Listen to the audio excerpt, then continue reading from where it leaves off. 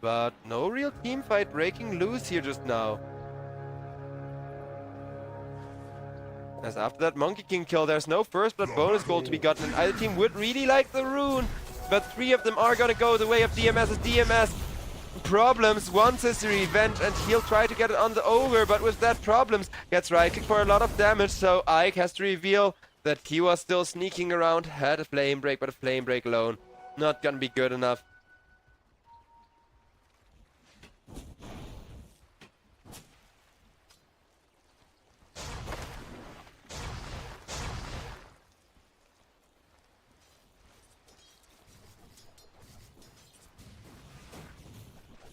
Well, things are kind of looking quiet across the lanes for the time being. And everyone is just kind of having themselves a good time for now. I do what I please.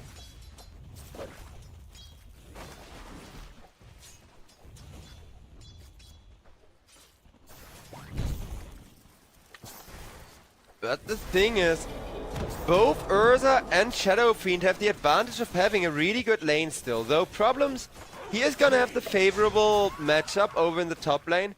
The safe lane is gonna be a little bit better from the side of DMS because they can pressure this Shadow Fiend so much.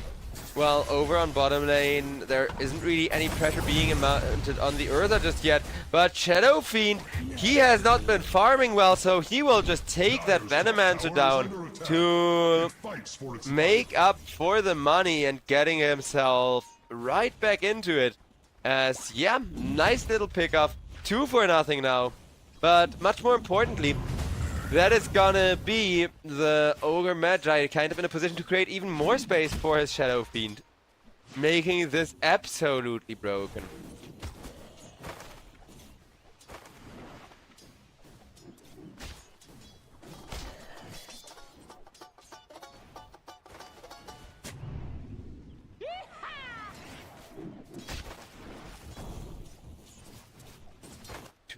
Lead remaining, 2 kill lead remaining with almost 1k gold already being raised up. Queen of Pain not having the greatest lane in the world. That Earth Spirit is still doing some solid work, but this Queen of Pain is kind of holding her own on mid lane, surprisingly enough.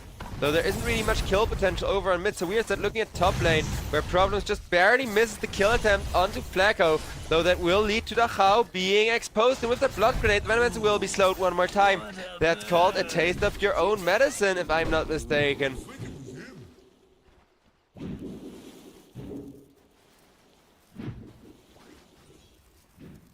Three to nothing, only looking to go up further.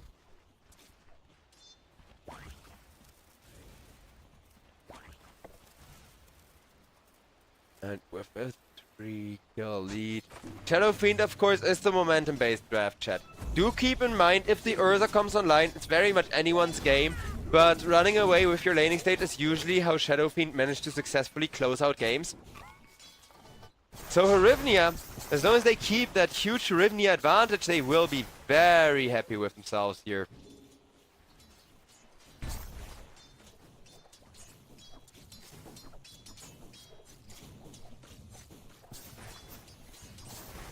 Other than that, though,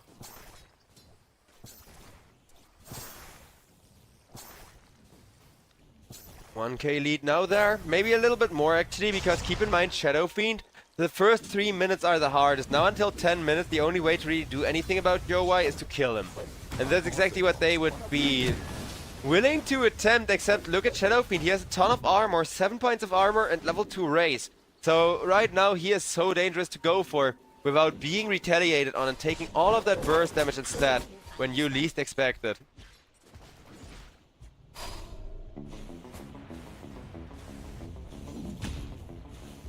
Go for me.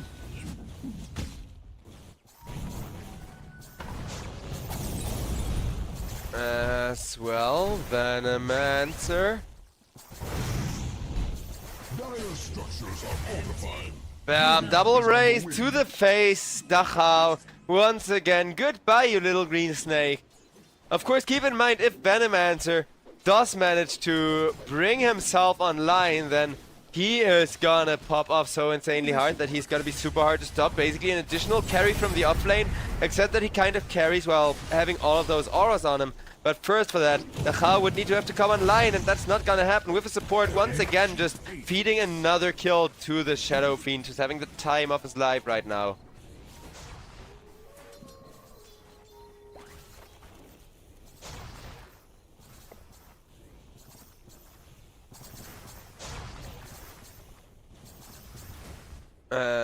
Well, Top gonna get pressured for that. Enigma, meanwhile, enjoying all the space to reach level 6 for the free Black Hole Hryvnia. They're looking to set themselves up for a really good stomp here if they can manage to pull it off.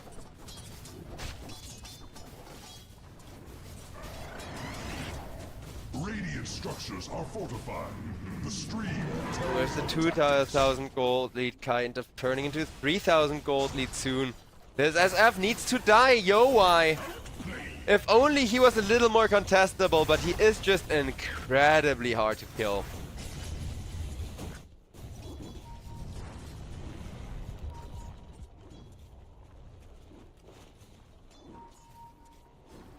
As with the drums coming out soon on Enigma, Black Hole will be there in 1.5 levels. Fernance has rotated back to kind of show and babysit the Enigma, because the Hoodwink giving solo XP is actually the best thing you can do right now.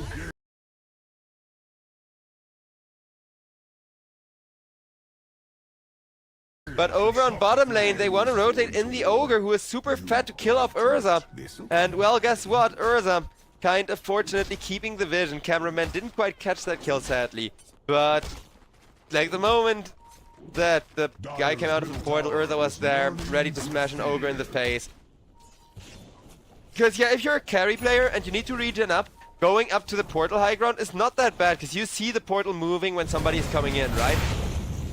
As over on the top lane, a lot of brawling, but the Shadow Fiend is not gonna get the ultimate off, and without the ultimate going off, things are now looking extremely difficult as Flacco gets destroyed, and Venomans are finally starting to do something. Well, mostly his mid laner bringing him back online, but if you have a good mid laner ready to bring you back online, it is gonna be huge.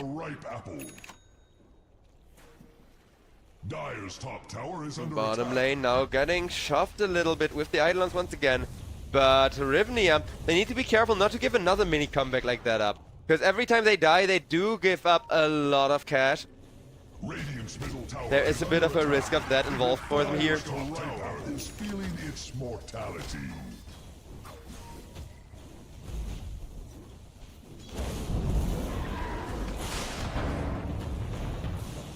Body now getting ran at, as a few more hits will cause him to go on down. 6-4 Hryvnia, once again losing out, even though it's just on an Enigma. This will delay the all-important Black Hole. Speaking of important ultimates, Niche on the Queen of Pain comes on, swooping in, killing off Mellow Jewel for a huge amount of cash for himself. Radiant's top tower is under attack. His shell encroaches no more.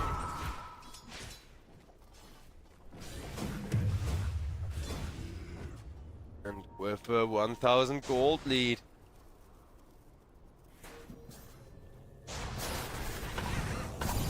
It's not that big, but the thing is, the Venomance needs to do something, and he is doing something now by killing off Flacco, making sure at least the Ogre gets himself obliterated. But I'm kind of waiting for the ultimate, because yeah, Ogre, he's one of the most late game supports currently in the entire patch.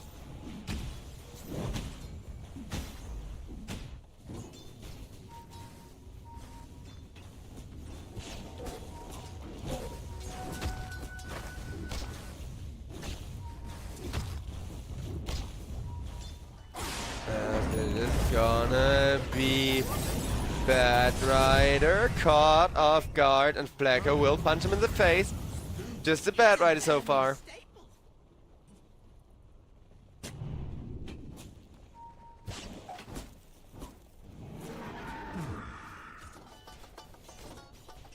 As it is gonna be everybody grouped up around the bottom lane. Nice solo XP for the Hao, who's still far away from that ultimate, but is also not able to currently contest the free farming Shadow Fiend. As over on mid lane, Niche makes sure to hold on to his momentum as best he can.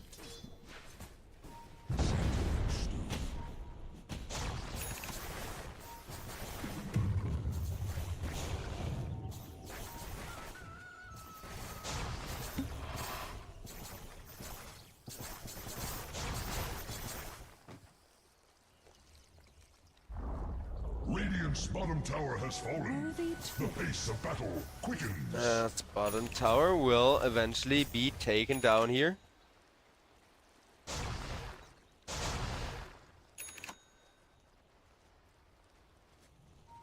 And, well, with the bot pressure still being kept up, it is just Shadow Fiend free farming. Though at least DMS are making sure they are farming well themselves. Not only getting Dachau in a position where he can finally start ulting people, having only skilled it a little bit later here, but also making sure that Shadow Fiend could potentially fall off against the Urza. Because it is going to take a while for SF to fall off against Urza, but they are just kind of buying their time here.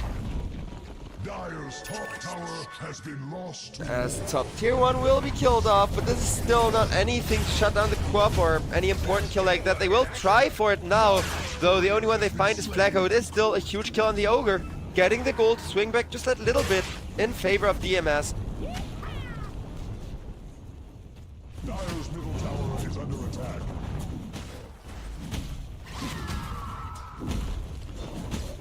Nora Spirit trying to roll up for more, but isn't quite getting that done. Dire's middle tower is learning to fear. Radiant's bottom tower is under attack. There is little it can do.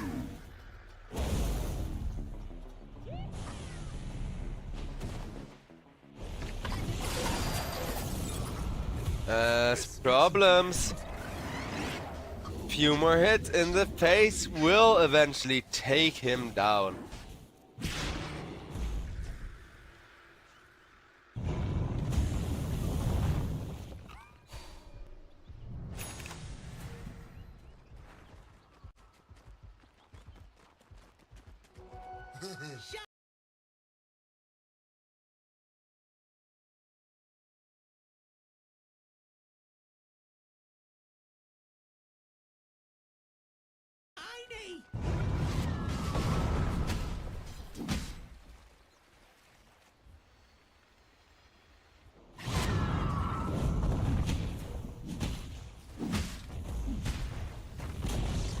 Dire's middle tower has been uprooted.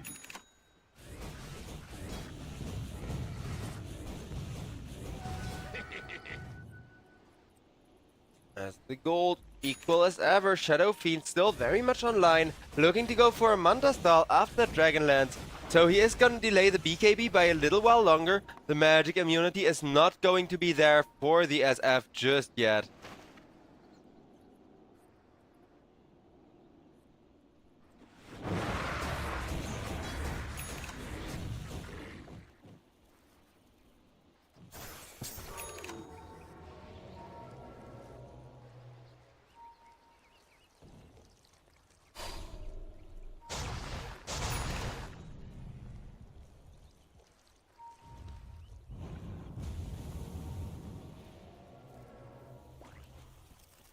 Dire's middle tower is Still under grouping attack. up. No game. Urza though.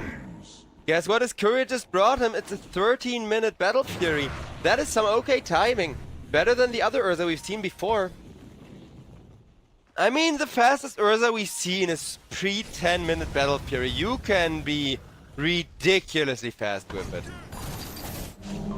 Like, truly ridiculously fast. Though right now, instead, Shigetsu, on that Urza, he very much likes to play, will get himself caught out of position and just die painfully, basically.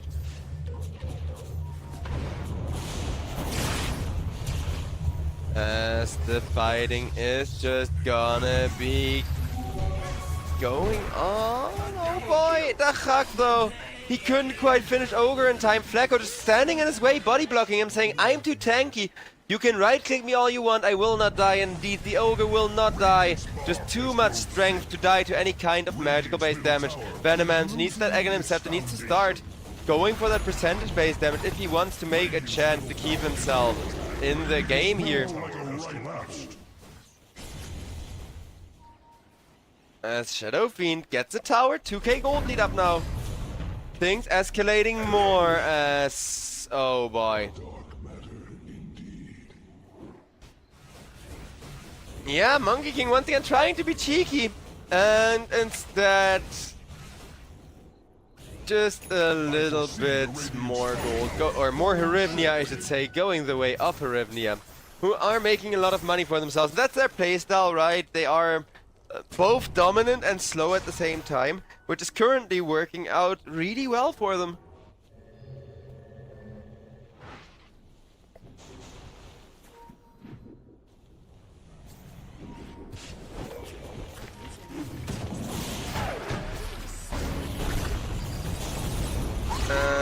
Over on the bottom lane, Venomancer with the Queen of Pain ultimate having to be committed. He will eventually go down, but Niche, look at that, having the Dagon finish is just gonna blink forward. Dagon, and it looks like Niche, very proud of his Queen of Pain here. He is outperforming her in just about every way right now. SF gets knocked away. But while that is happening, guess where Urza is? That's right, he is taking the Aegis, but by the time I finish my question, the Roshan already falls. That's just how fast it can go if you have like a bad rider or something like that. Like a really high damage, high Roche damage support to tank for you, right?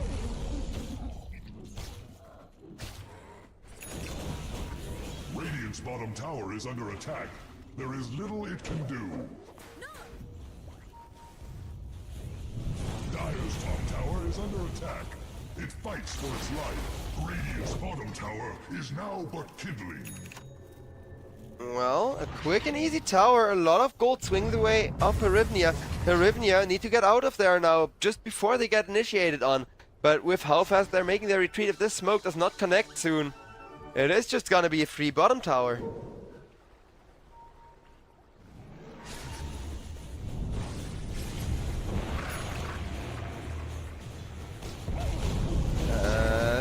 Shadow Fiend may have overstayed his welcome there. Thought the chase was gone, but no, 3 people were still chasing. They were just grouped up in very close proximity and looking for a Shadow Fiend to kill, which they will find themselves. Obliterate him, take a little bit of damage from it, but that Shadow Fiend explosion isn't that bad. Dire's bottom tower is under attack. As with the Venomancer and the Urza, the bottom tower will just be besieged and quite quickly pushed down, because yeah, as you can see, Venomancer, he does have that play carrier facet, so he can attach his wards to heroes, causing them to automatically attack around them. Which is kind of like a Bedlam. Just think of it like a Bedlam you can attack. As Problems goes down to Niche. Problems once again having a bit of a problem. Dire's bottom tower is under attack. Though Urza with a Plague Ward on top of him. This is some broken stuff, because look at the slowest go. The Plague Ward will expire, but only after she gets to got 2 people dead. But now comes in the Queen of Pain with an ultimate, looking to finish off the Venomancer. Dachak, he's doing so much work now. But maybe that really rough laning stage will just have him punished too hard against the Queen of Pain and Shadow Fiend, who are now both popping off.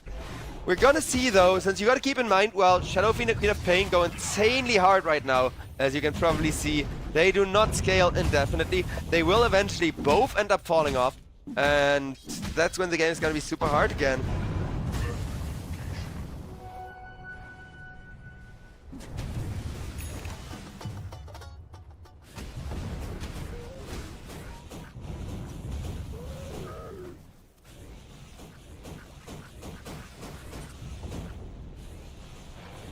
That's over on the top lane.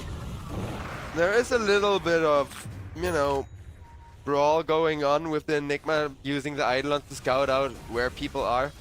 But without a smoke initiation, it's not gonna be all that much aggression from Hryvnia. The Hryvnia, they are an aggressive team, I'm gonna stand by my words, but they are pretty fine kind of tempo matching the slower teams, as Fernand's destroyed by Mellow Jewel, who wants to roll himself out of there and will get denied by Dachau. So it is a 1-for-1, but with only one team getting the gold from the kill. Not that great of a start for Hryvnia. DMS now get a good angle for their Urza once again, but out comes Niche's ultimate across 3, allowing Niche to finish off the Venomancer, as now she gets to, and the Monkey King will be able to lock him down. Never mind, full team wipe. Because they simply could not deal with everyone faster than Urza could deal with all of them. I see the approach there. I see what they were going for. They wanted to ignore Shigetsu, just kind of kite him around, stun him up, right? Use your crowd control abilities on the Urza, but they didn't have enough of those. Once Urza caught up to people and started hitting, he did so much damage. As DMS, for the first time in this game, they now got themselves a gold lead, and with it, almost the win rate in their favor too. Dire's middle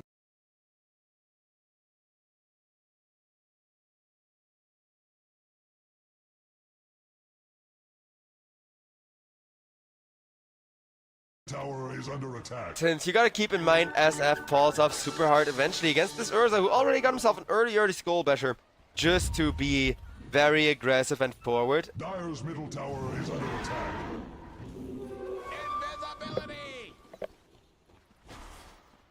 Out come some fun voice lines in the start, though no real place for the time being.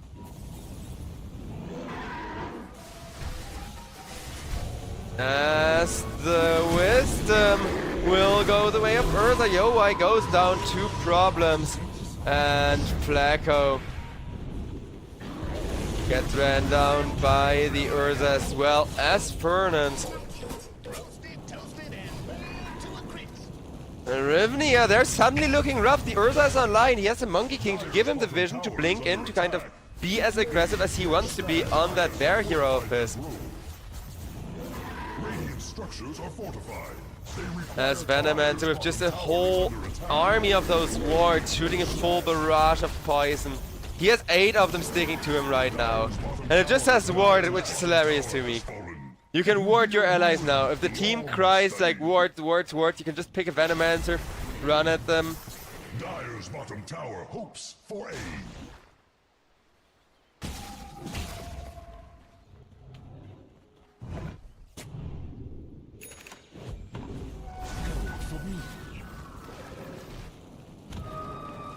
$5K lead now. DMS. The moment that they have that little bit more farming space than the enemy team, they are immediately gonna head back into the jungle, farm up once again, make sure the gold still very much keeps favoring them as the game goes on here.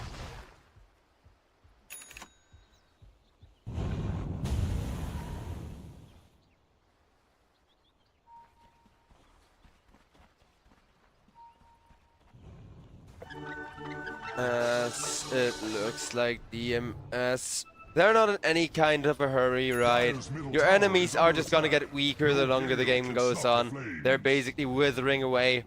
Well, it's mostly just that Shadow Fiend's burst damage doesn't one-shot people anymore, whereas this Venomancer is gonna start becoming an actual semi-carry, despite just kind of being picked to deliver Urza the slow and the catch to initiate those teamfights with.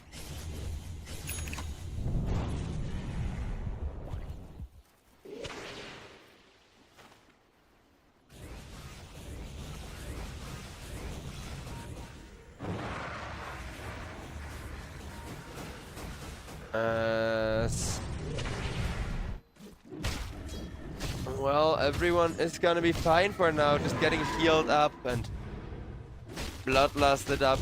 Though I do from Hryvnia right now, of course, it is a bit of a Pandora's box as they're trying to engage Mellow but with the BKB Mellow rolling on after them, trying to kill them off, with the Hoodwink just kind of sitting in the trees there though.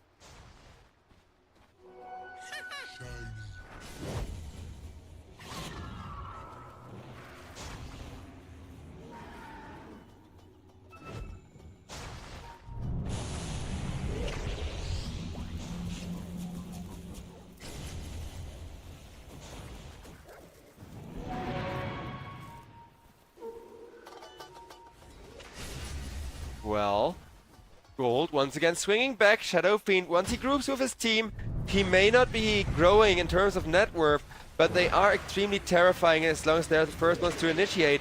Yowai having a ton of burst, Queen of Pain having a ton of burst, and going for the Shiva's Guard now to not only have a ton of burst, but a ton of slow to go with it.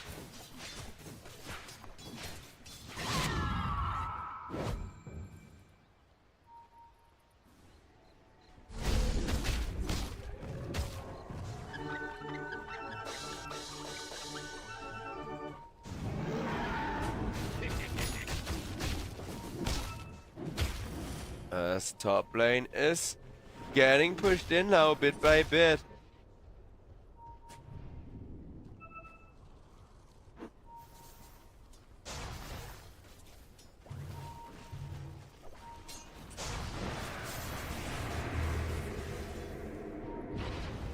As in comes everybody through the portal and no vision on the high ground!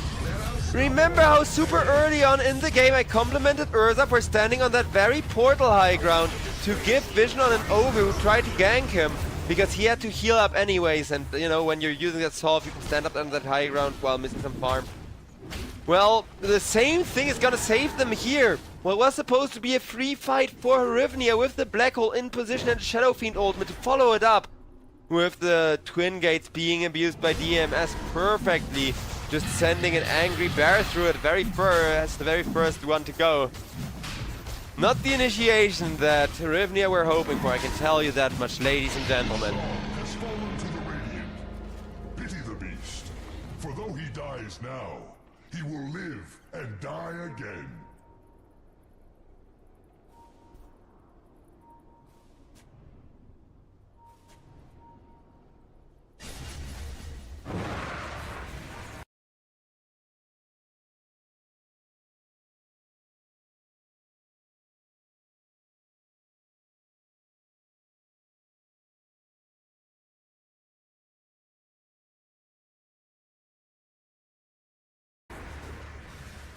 As the gold once again escalating for DMS after that.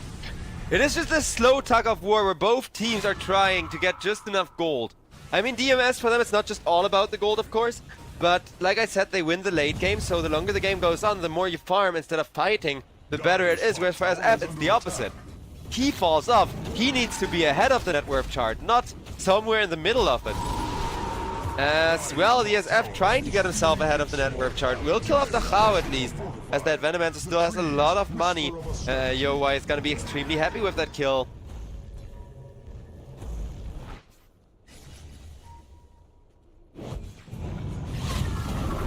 As over on the bottom lane, down goes Venomancer once again. Venomancer, I say Queen of Pain, I mean. As now Enigma, uh-oh! If it was only the Queen of Pain, it would have still been okay, but now with that black hole gone for 50 seconds, they want to look for more, they will find more, as Hoodwink gets caught, gets beaten by everybody just surrounding her. Amazing team fight there once again from DMS, who go back to farming like nothing ever happened.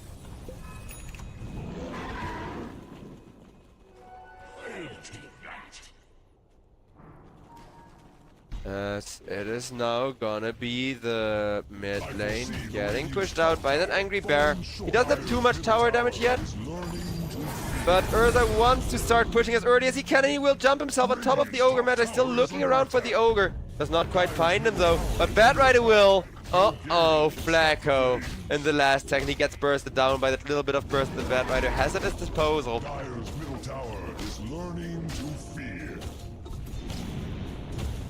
As the mid tower is gonna get itself destroyed.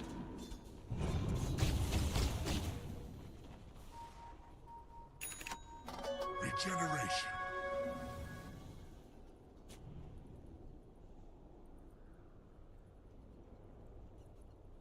Well, with that, 2 of the 3 towers taken down.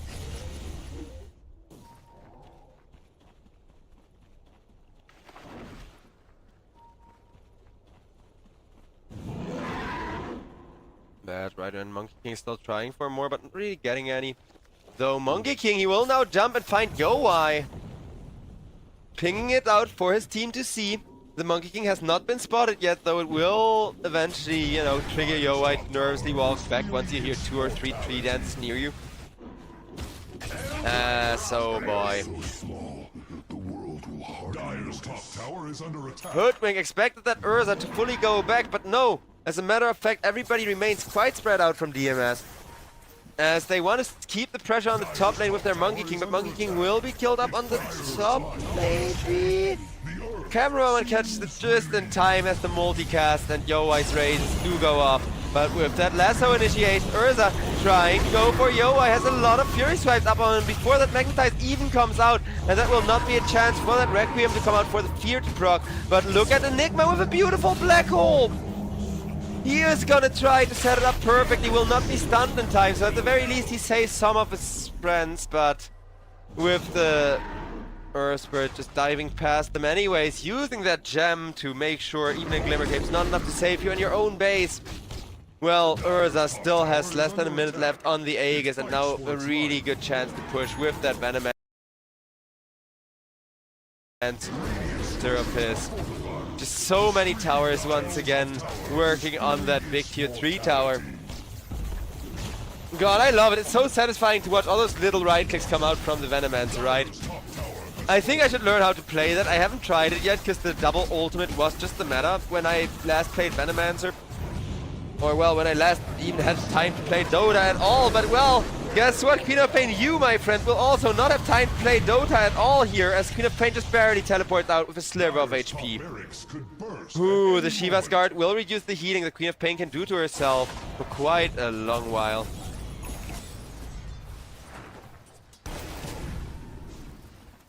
As top is starting to crumble, but the Rex have not been finished, so the many Rex will be regenning up. They decide to answer it with a 4-man smoke, then alright.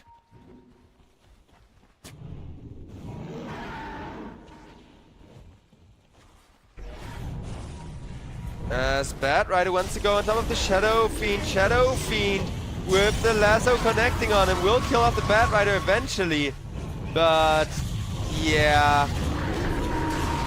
Shadow Fiend, that Queen of Pain, that niche, he had so much nuke damage and impact, but eventually his carry will just not be able to deal with the bear.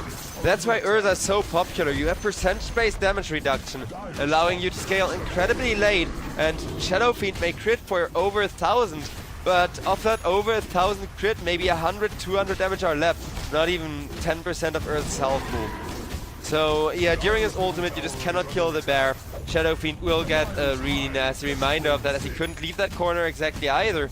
But with that banner now being placed down, an aggressive fortification, these barracks aren't long for this world, as that will be Medirex done.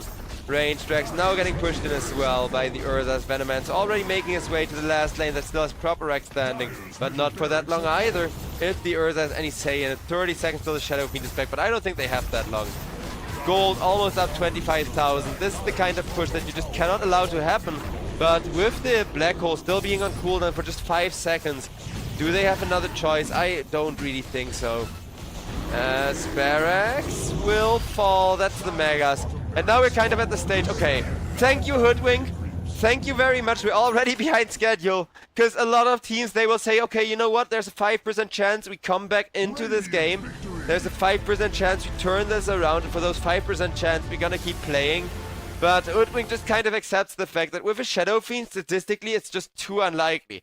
Shadow Fiend is never gonna late game carry this as much as he may want to. And even with the Enigma to kind of help him out, when they really needed to hit the Shadow Fiend ultimate plus Enigma initiation, the stun lock was just too fast. And that's kind of the problem. If there's an Abyssal Blade Blink Dagger on the Urza, a Blink Dagger Lasso on the Batrider, Mellow Jewel who can roll at you to stun you, Problems who's sitting in the trees waiting to stun you, and then a Venomancer to kind of help out with the push and damage. It's just such a good draft that the moment Urza got his Battle Fury, the game was basically over. Since Hryvnia, they tried to deal with him after that, but they simply couldn't. So ladies and gentlemen, we are headed off to a break once again, as it is the final best of 3 of the day, but it is only game number 1, and so far today has been very generous to me in giving me those game number 3s I always want and love. We may just get another one of them, as we are headed to a little bit of a break, getting the potentially final game of the day ready for you here at the European Pro League season number 19.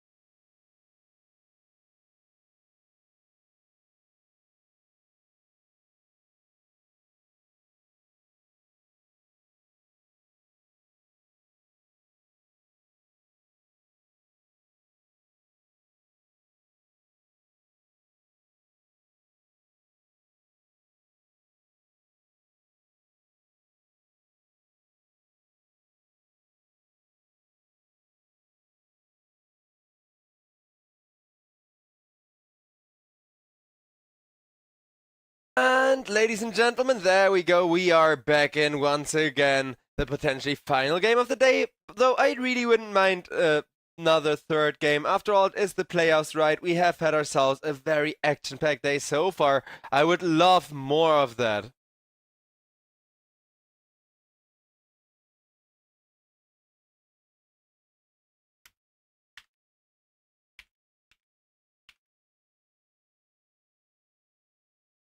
I'm still looking up some stats as well. DMS, they're picking up this Venomancer again, but apparently the Venomancer does have over 50% win rate with that Plague Ward talent that we saw in the last game. Though last game the idea was put Plague Ward on Urza. Urza slows everybody down, and once everybody is being slowed down with that poison ticking away at them, that's when you can actually try to set up for a kill, can try to set up for a Venomancer ult combo, that kind of thing.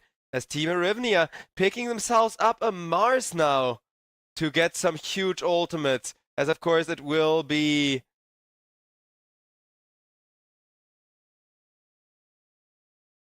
a nice little ultimate. PA comes out though. As PA we don't see every day. You know what else we don't see every day? My little black co-caster coming here for some hugs. Oh, but Daddy is being loud. I don't want to be cuddled. I don't want to be cuddled by a loud human. Be quiet, human. She usually just gets annoyed at me for doing my job.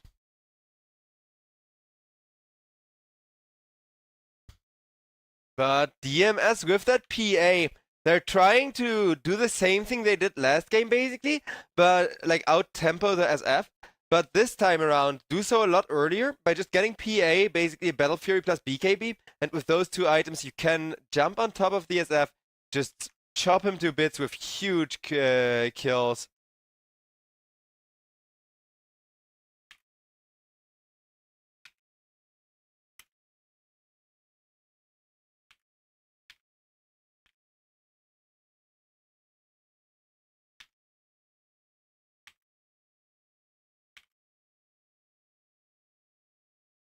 Quap gets herself banned on out.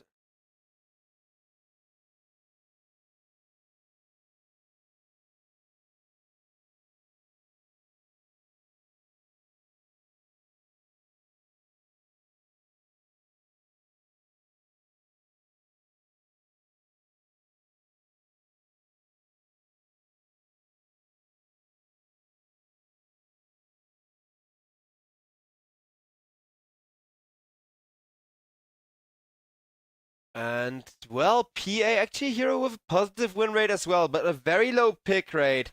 And if there is an MKB to deal with her, even SF can kind of, force her to run away after blinking herself into a very dangerous position. Potentially set up with an ultimate as well, though you need to make sure you time that well. Because if you don't get a perfect ultimate on the PA, she can crit you so fast that the Soul Assumption is simply not gonna go off. Ritual or whatever. Wait, what? Requiem of Souls. That's the one. Requiem of Souls. Soul Assumption is, of course, the ability to like take in souls. Nowadays, Shadow Fiend can eat them for attack speed. Though that's not why the hero is so hugely popular nowadays. It's the presence of the Dark Lord being an innate ability.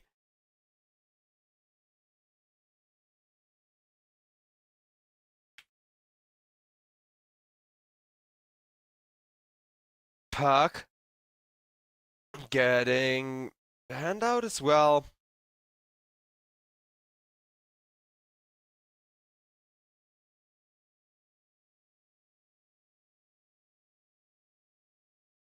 DMS with that PA. Oh!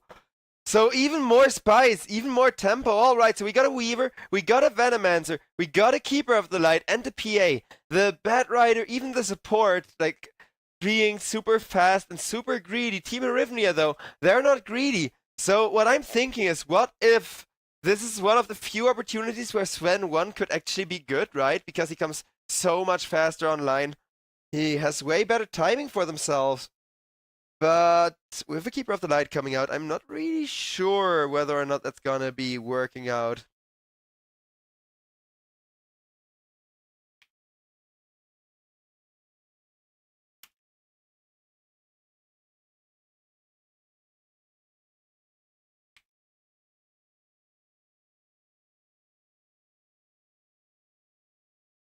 As Niche picks up a Void Spirit for the last pick, having both Body and Shadow Fiend. A lot of setup with the Mars Spear and Mars Arena for the SF ults to go off, especially with that Void Spirit also just kind of having some really good jump and some really good setup there. But I'm not really sure whether or not it's gonna have the impact they desire from it. As DMS, the moment they win 2 out of 3 lanes, they basically win the game is what I'm trying to tell you. Like, DMS are definitely not an undefeatable draft or whatever, but you saw in the last game where the only lane suffering was Dachau, Venomancer can make quite a comeback just off of XP and a bunch of stats being a universal hero nowadays, and one with a lot of damage built into his toolkit. Though, well, Venomancer has huge damage and is super freaking cancerous. If PA falls off, DMS's strategy is gonna fall very flat here. If Void Spirit, let's say, just one hypothetical scenario, right? Void Spirit loses his mid lane, and if he loses his mid lane, he gets level 6 from just, leeching XP, kind of falls behind. The moment Void Spirit gets one good gank, because of how early he can gank, he can kind of end up turning the game around, not by going for the Venomancer, but by going for the PA. And they need to make sure that they kind of kill off the PA, because Keeper of the Light, well, he is the kind of hero to, rack up huge amounts of death during game stages of the game, especially by leveling up early, but usually you see a Kaya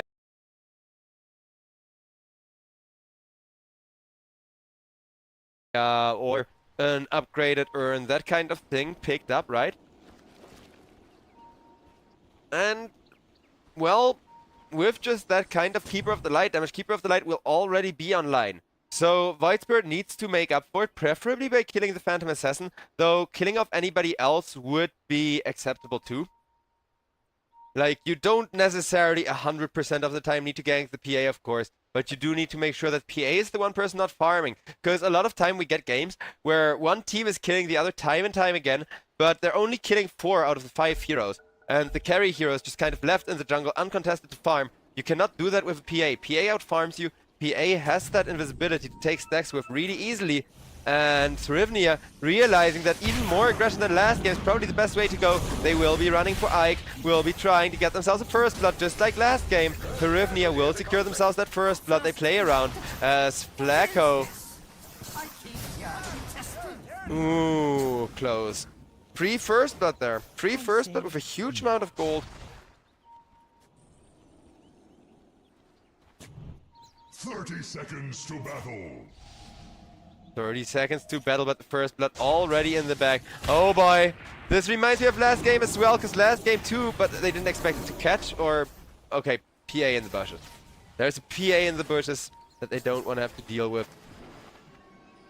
So this time around, at least no follow-up kill for the side.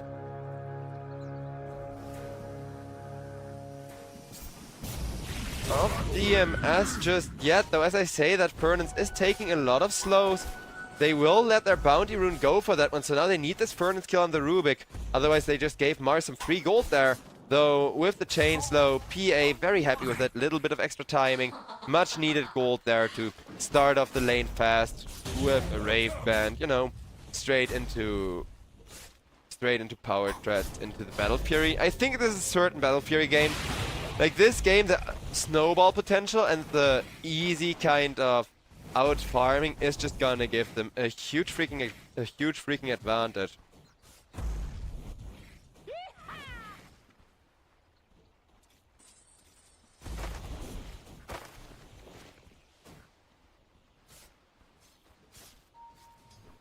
Though problems, taking a lot of damage, they can't quite find the final race to finish the job on the Weaver. Yeah, these lanes are spicy. Cameraman on his toes to not miss any kills here, though. Shoutouts to whoever's doing the camera right now, as it's a Russian name I would have trouble pronouncing. Or Ukrainian one. See, I can't even tell the difference. That's how bad I am with Cyrillic languages. Though, Venomancer, just like last game, having a very rough lane here. Though, Body this time around has to deal with a way more aggressive safe lane as Shingetsu gets himself another one. PA getting Rave Band number 2. Interesting that PA would be opting for 2 Rave Bands instead of just the regular one. But,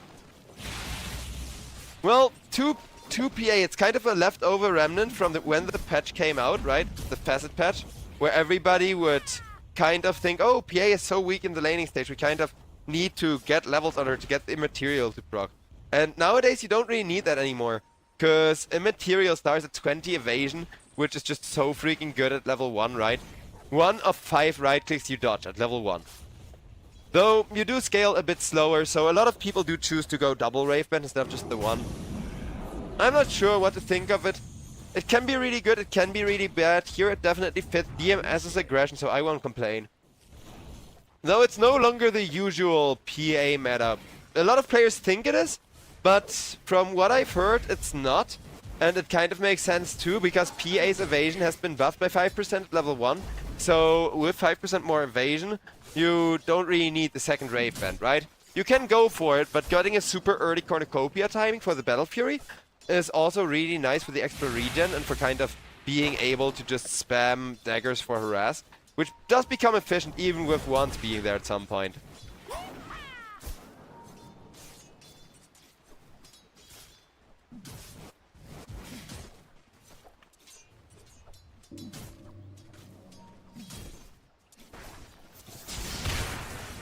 As a nice stun on top of the Venomancer, it's gonna set him up for death, and with another hit down he will go to Flecko, as Flecko is very happy with that one.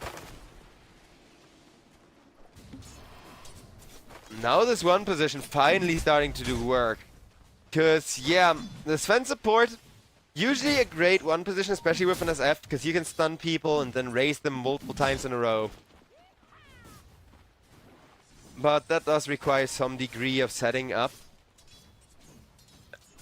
and actually being able to catch people out of position. Really now, you should have seen that coming. Distortions in the void.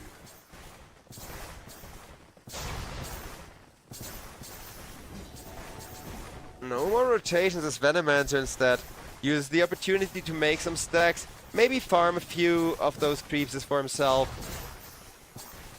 Not like he minds having the ability to just make stacks more or less remotely. Problems, just very happy with the solo XP, but over on the top lane, uh-oh. Someone is getting gone on a body. With just 2 more hits, he will go down to the PA with her insane attack speed. Phantom Assassin killing people is what she does. It is straight in her name, right? Radiant's courier has been slain. A sound strategy. Bad Rider, meanwhile, killing off some wards.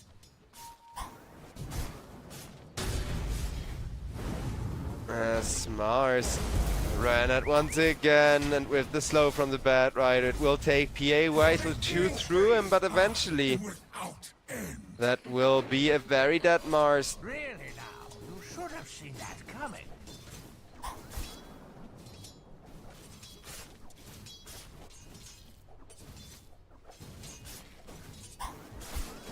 I'll take that.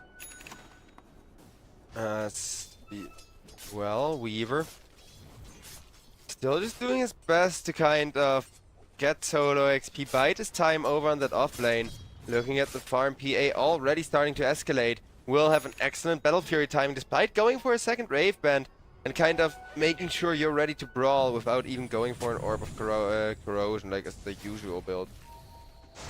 Blacko though gets his armor reduced. He may have a lot of that, but with the Weaver Swarm, look at the damage he already took as the Venomancer wards going to town.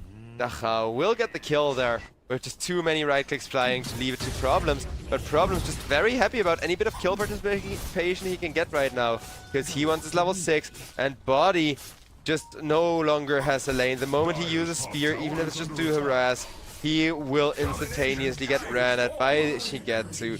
Shigetsu already dominating just 6 minutes into the game on the Phantom Assassin. Battle Fury. Already the first big component completed as Shigetsu. Uh-oh. 5 with a double kill, still counting for a double kill. That will be PA actually being able to go for a Cornucopia or for that kind of expensive Claymore. Losing its foundation.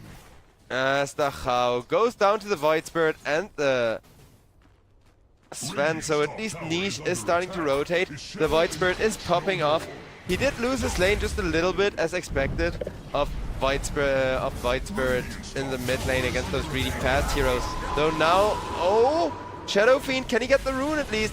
Well, he can get it denied, and he can get a kill on the Bat Red to follow it up. So that is okay for him, but then PA comes in and hit, crit, bam. Shigetsu gets himself a double kill once again. Oh boy, Fernance though may not just leave it at a double kill. Though this one will be going to Mellowjewel, who we haven't really talked about. But this 102 Keeper of the Light is just running across the map, pressuring people away if they think they can push or do anything that would force, you know, PA to not farm. Because PA is still very much free farming, and the Battle Fury is going to come in just a matter of seconds. As over on the bottom lane, Flacco will get killed off, will get ran down, and just in time too with the Weaver. Cameraman couldn't quite catch that one time, as it looked like he was just gonna TP out in the last second. Weaver basically still caught the TP in the trees with his squishy damage. Is fading fast. Radiant's bark has grown thick. Radiant's bottom tower is under attack. There is little it can do. 3k lead still. Radiant's bottom tower is fading fast. Radiant's bottom tower has It's over on bottom lane. The Chao once again getting ran at. Will get the ultimate up. Void Spirit may not be the optimal target, but he just does it to proc the Rubik as well as the Shadow Fiend with that percentage-based damage. As Bad Rider comes around the corner, wants to force Shadow Fiend to attack him, but even with that double damage rune, Weaver does not quite have enough to end up taking him down.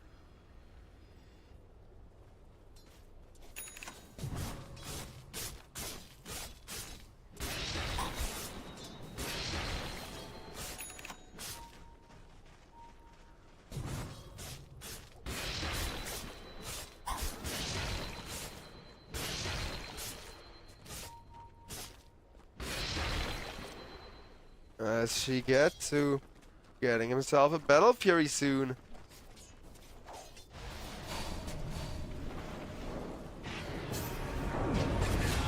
Though with the PA pet, Niche still very much wants to go for an initiation, forcing everybody towards the Void Spirit with the Shadow Fiend may not be the best idea though.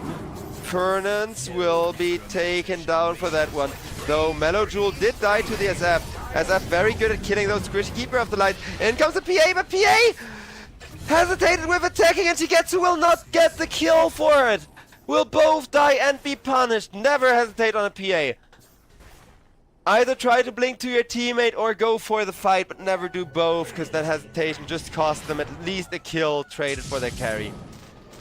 That is a huge amount of gold going around. I don't think one death is gonna shut this Phantom Assassin down, because Shigetsu, he knows the rules. On a Battle Fury carry, you try to complete as much of your Battle Fury as fast as possible, so you can spend that gold as you die, right, and not give away as much as possible. So it is just a few hundred gold to the Battle Fury for the PA. And it will be still an 11-minute timing or something, far from the fastest we've seen in the tournament, but it will be very, very good regardless with 7-1. PA just having so much kills and so much experience.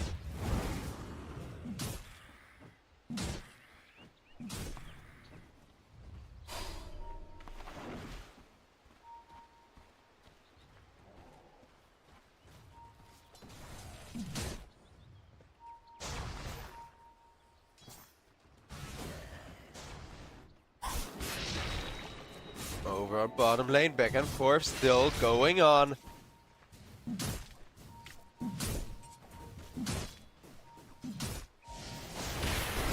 As Flacco, the one person who actually does not mind taking the initiation as long as he gets his shield up in time, will now be punished for that one. But even with that Venomancer ultimate ticking, Flacco may just be able to teleport out as well. He is gonna try, and gone he is. What a nice play. Space created for the side of Hryvnia. Though any space they create for themselves is also space that Phantom Assassin is gonna be very happy with, as she gets to less than 200 gold for the Battle Fury.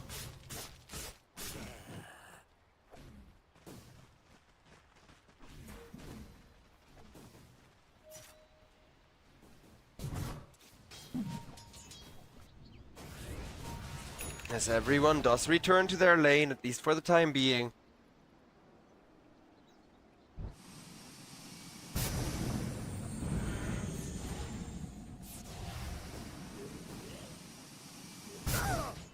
With just 1k lead on the side of DMS, who are very happy with that, and now have the Battle Fury completed at 12 minutes and 20 something seconds. That should help.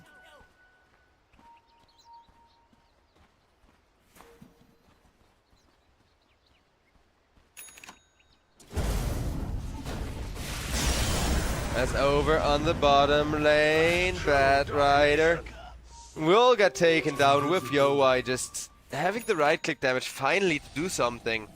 And as long as PA doesn't get like a Skull Basher and the BKB to get on top of the Shadow Fiend, everything will be kind of okay for a little while. Though do keep in mind that DMS's carry is now super hard to kill. But at the very least, Shadow Fiend is gonna become hard to kill himself, and it's gonna become that raid boss once again. Or at least attempt to. Radiant's middle tower is under attack. Dire's bottom tower is under attack. It may yet stab the Dire. As it will be Dire's tower bottom tower is under attack. getting torn down. Dire's bottom tower is no more. Radiant's middle tower is losing its foundation. As down goes another one. And Dachau killed off by Niche, making for a huge kill.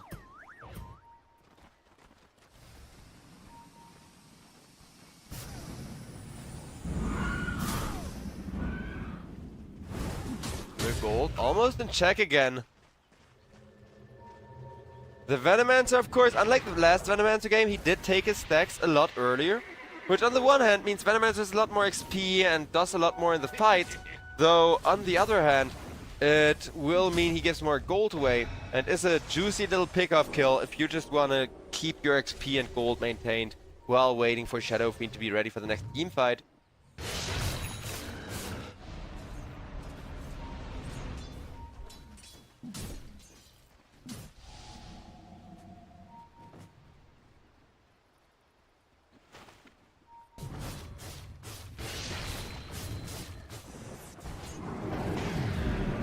As Bat Rider caught off guard with a nice remnant from the Void Spirit and will be killed off before the Sven even needs to come in to deliver that extra damage. Dire's top tower is under attack. It fights for its life.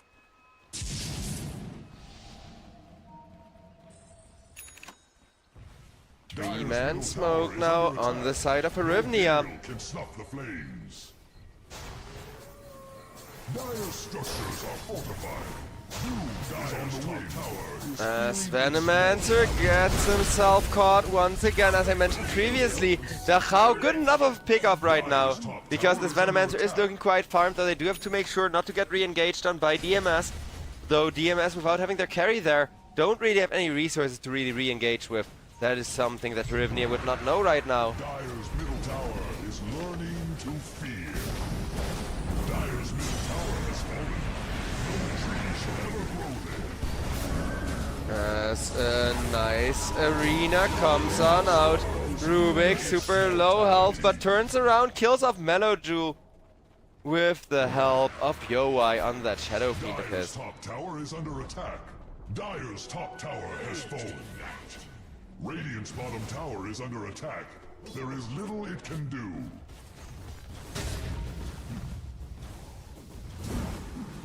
Radiant's bottom tower is under attack. Haste. Well, nobody really getting caught anywhere. PA still farming. 2k lead though for the side of Hryvnia. Hryvnia decide to open up onto the Roche, it would seem. And yeah, they are gonna commit for it actually. will be bringing 3 people into the pit. And if they can get this Roche, it will be a huge lead, because that would deprive PA of so much farming space just by means of being allowed to put yourself out of position and the enemy not being able to engage. As Roshan getting lower and lower. I don't think they will engage into the Roche pit in time. Few more hits. People are now breaking the smoke and being seen, but it's too late. Shadow Fiend finishes the job, is gonna be extremely happy with that one.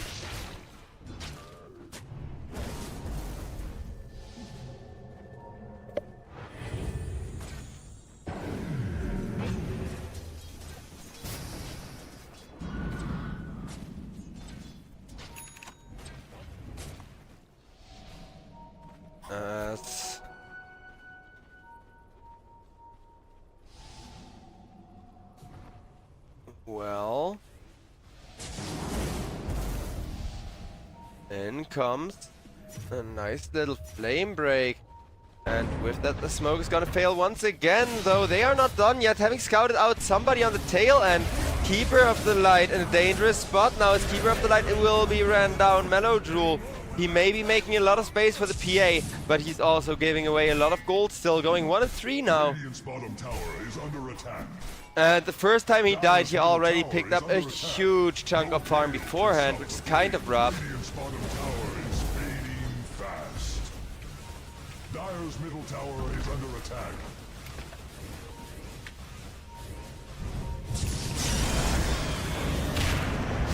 Shadow Fiend dragged out of position with a BKB. Venomancer's ultimate is still ticking away at him. And with that Requiem having been used, PA can finally jump on him for the first time. Though it is the Aegis, keep that in mind. So the reinitiation has to be a good one, but instead Mars just jumps on in, and this is why DMS needed to position just a little bit more carefully there. Mars getting a good initiation together with a blink forward is gonna be enough for a double kill. Radiant's courier has been slain.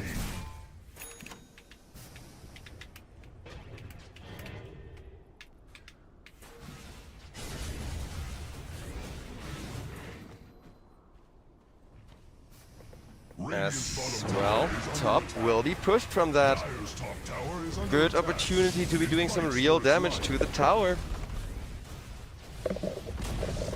Dire's top tower has fallen. The earth And with the tier 1 going down, the base is starting to get exposed. Keep in mind, Shadow Fiend does need to end kind of fast. He has like 10, maybe 15 minutes left where Yowei can effectively push without having to worry of getting, you know, Skull Basher PA comboed in some shape or form.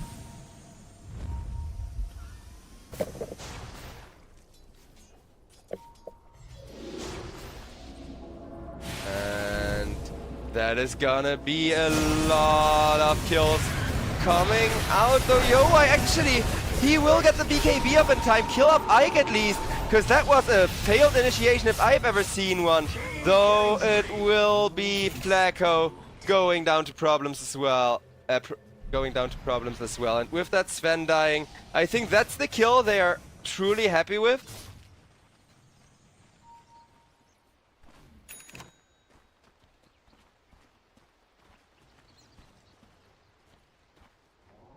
.4k lead still remaining on the side with the Shadow Fiend, but the Shadow Fiend himself being gone is such a huge gold lead just being thrown around.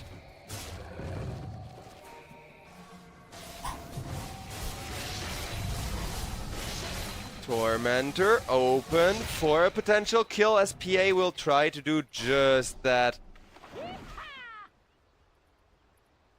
Getting rid of the Tormentor, opening up one huge objective.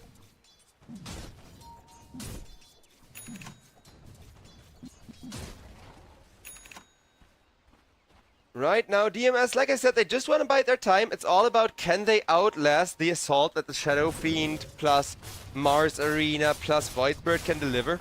Because if you get Mars Arena into Speared, well, you are just gonna slowly tick down and take too much damage.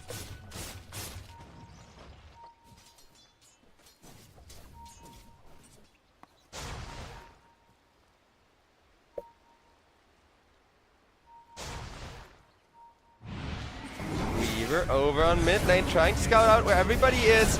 Though, while Weaver gets himself away, he leads them straight into his Keeper of the Light, who, upon being seen, will immediately be Mars-Arena'd and eventually taken down. Phantom Assassin is in a position to fight. Venomancer has an ultimate ready, but that's all the mana he got. Will get a huge ultimate onto everyone, though, as they cannot spread, but by the time they would have to spread up for that Venomancer ultimate, 3 people are already dead with the Void Spirit, now on a godlike spree with a double kill, as we may just get ourselves another game number 3.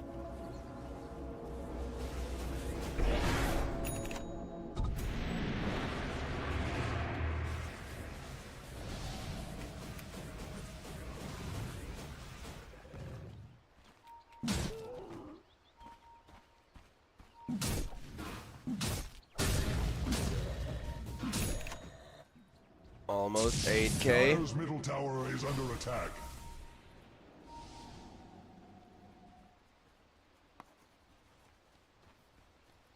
Dire's middle tower is learning to fear.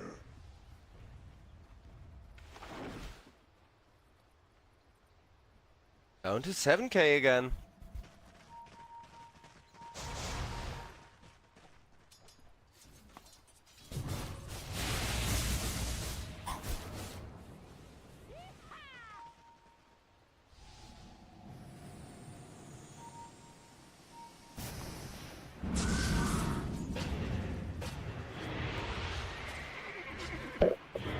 Keeper of the Light running away, will get himself caught in an arena though, and after that arena catch he will eventually be taken down. Melodrool holding on as long as he can, but that is not very long for that Keeper.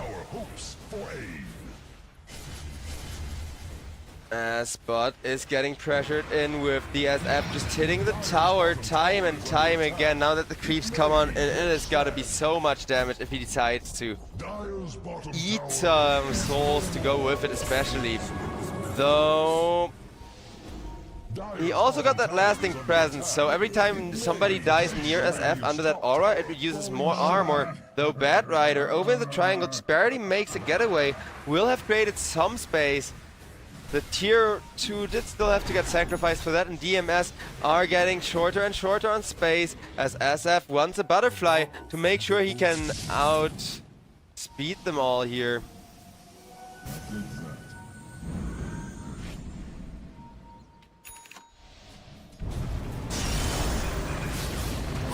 Rubik gets lassoed, and with the PA on top of him, she gets to. It's just gonna crit him for 1,000 or so damage. Does of course have that methodical to just stack 6 attacks up for a guaranteed crit. It is pretty freaking powerful, though it, you know, it caps at 5 attacks, whereas the other one caps at like 35% chance to crit on the next one. So I think after level 25, the other facet becomes better, but early on methodical is just so much better. Shigetsu is still sitting on a very high BKB, but goes back to farming, so Dachau will be left behind as he just wanted to get a little bit of farm, a little bit of, you know, plague ward coverage across the map to give his team some much needed vision, but no such luck, as once again he will end up going down without the Urza. This Venomancer not quite doing as much work, as with the double damage rune, Niche comes on in and gets himself Ike as well. Just a quick bonus, Bad Rider, don't mind him, he's just a support.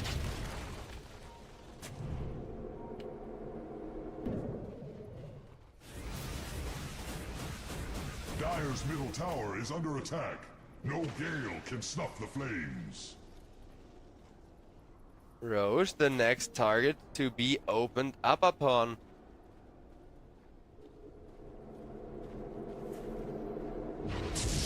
Dire's top tower is nearing its mortality.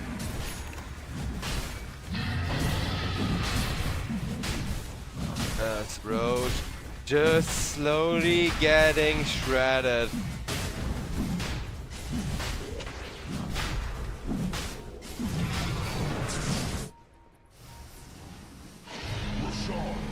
As it will be Aegis going towards the Shadow Fiend.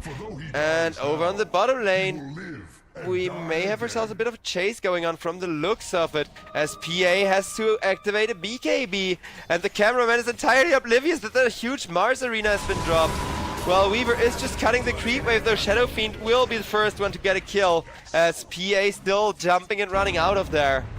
But she gets to one more stun. Oh boy.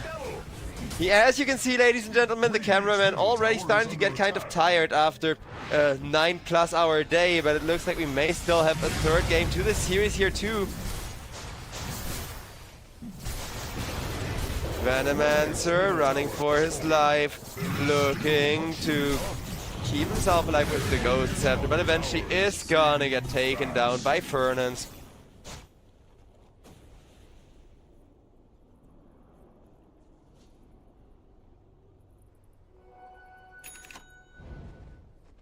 As 13,000 gold lead for the Shadow Fiend draft though, but ending and pushing up this high ground, that's where the difficulty lies for the SF.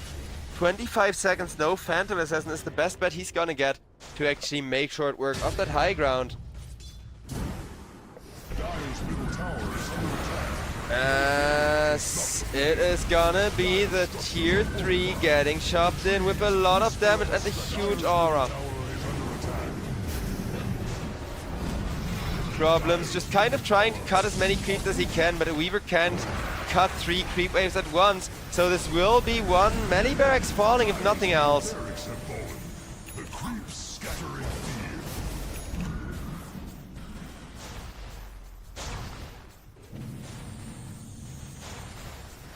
Second tower getting punched very fast with that aura. Question is, can they hold on to even one barrack? As it will be a nice ultimate getting dropped by the Mars. Out comes the SF though, delivering the counter ult, and Achao forced to run away. They call it! They call it, ladies and gentlemen! No freaking way we will actually get ourselves a game number 3 to all 3 series today. Oh boy, I did say I wouldn't complain because I do love myself those game number 3s. Also, it seems like my camera is broken. I'm sorry for that one. I'll see about fixing that during the break. Oh man, what a long day we've had already though. As, yeah, one final game to rule them all here between Team Hryvnia and Team DMS. As I'm very curious to see which one is going to take it. As ladies and gentlemen, we are going to head to a little bit of a break for the final time this day. For real, as I try to fix myself my camera. Because, yeah, for some reason, it's not moving when I move. But I'll see you all after the break.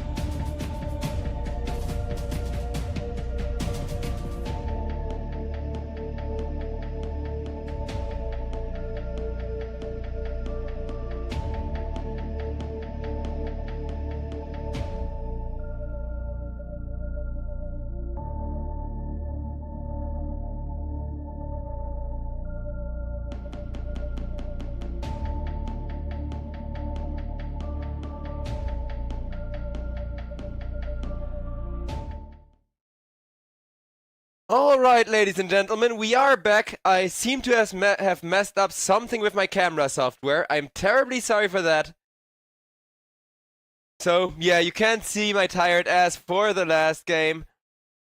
But we do have a last game of the day. I always say, hey guys, wouldn't it be cool if this is the third game? Hey guys, imagine if the series goes long. Hey guys, wouldn't it be great if, you know, we're gonna see ourselves some really long Dota action? Well, here is some really long Dota action, though I'm kind of sad that 3 times in a row it will be the same strategy from Team Hryvnia, like the same opener to a draft, SF into the Sven to kind of synergize those two up, with then a Rubik picked up for a lot of extra magical damage.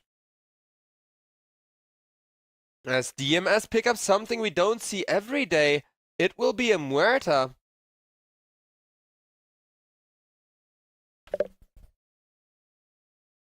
And with that Muerta picked up, I wonder if she's being played as a mid, core, or, you know, even as a support, because we have seen support Muertas for the silence, and I can see it work with an Earth Spirit, right? If the Earth Spirit is a core support, Muerta would make sense to some degree, because you can catch people with a Magnetize, and then if everybody is getting magnetized at once, follow-up silence from the Muerta will cause the team fight to be big freaking chaos.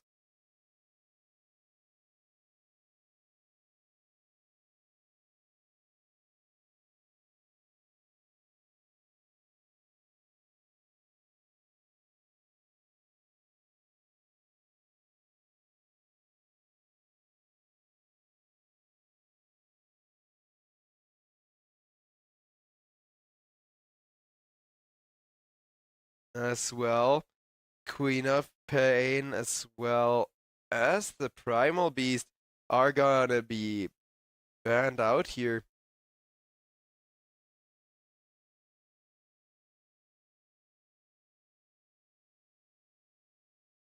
I don't know. I want to know what this Muerta is. That's all I can tell you, ladies and gentlemen. Because Team Hryvnia, they're going for a better version of their last draft.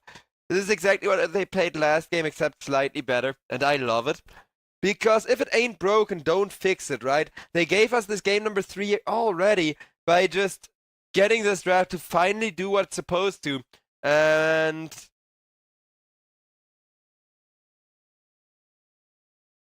DMS are picking up a Nature's Prophet for their last pick. Alright, that is gonna be a huge high impact hero.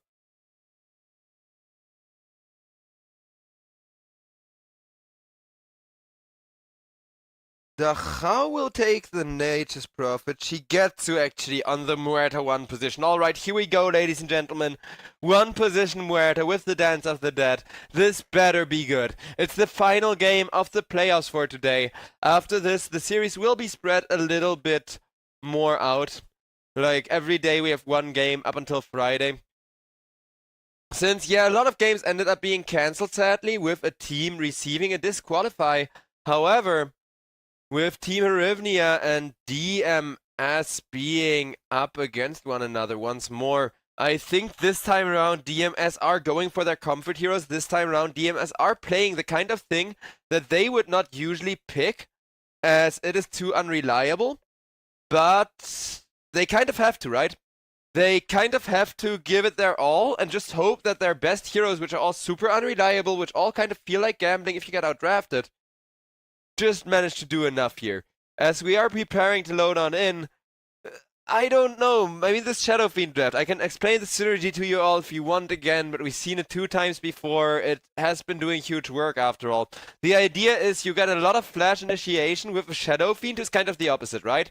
So you have a Void Spirit, you have a Centaur War Runner with big ultimates that can allow you to instantaneously get into a team fight, kind of cause the team fight to be super chaotic just off of the initiation, which makes for great damage as well as tempo in their favor.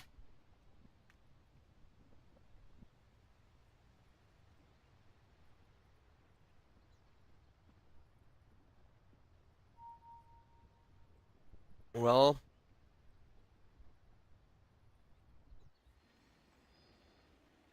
You're too slow, too soft.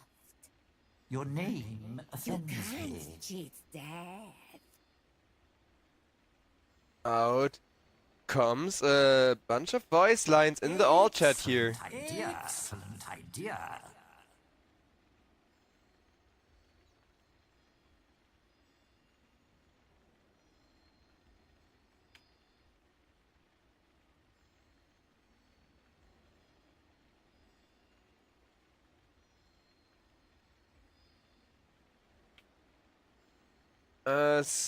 The pause is quite long. I'll check if there's any interesting starting builds. Not really. Both teams are making maximum use of their blood grenades. That's worth pointing out at least. So the first blood chances are extremely high and both teams are kind of comfortable just brawling at level 1.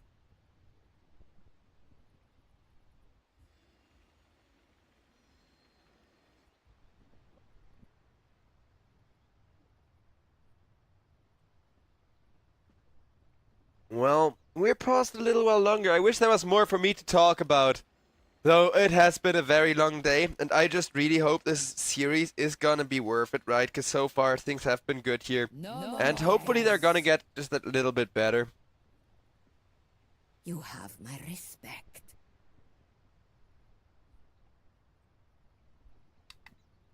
And there's finally the reconnect from the Shadow Fiend coming in.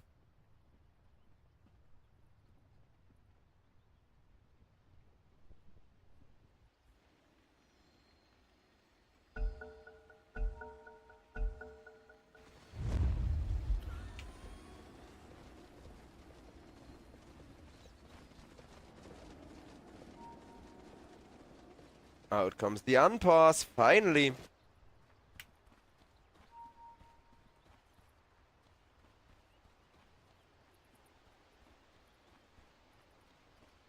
You have my respect.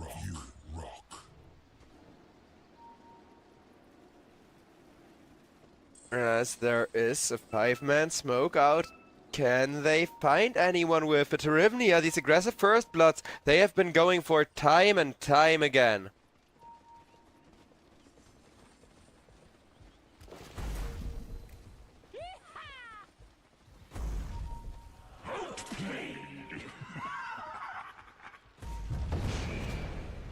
As Fernand's the first one to get set up on. Oh, you do not want to go down here, but with a big ass greater tree and coming in, hitting for half as much damage as a hero, he'll just patch, slap him down, get that first blood the way of the Chao. The Chao has been very mad about the start of this game after all.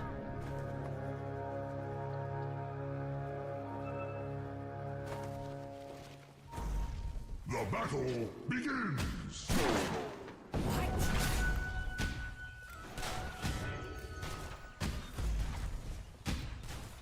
That's... well...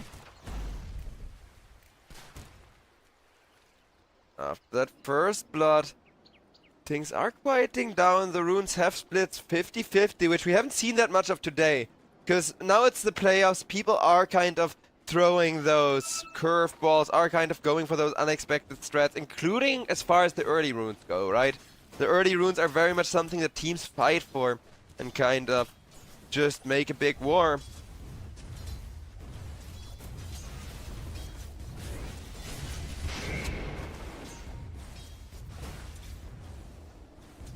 As Ike still getting harassed some more on that bad rider support of his.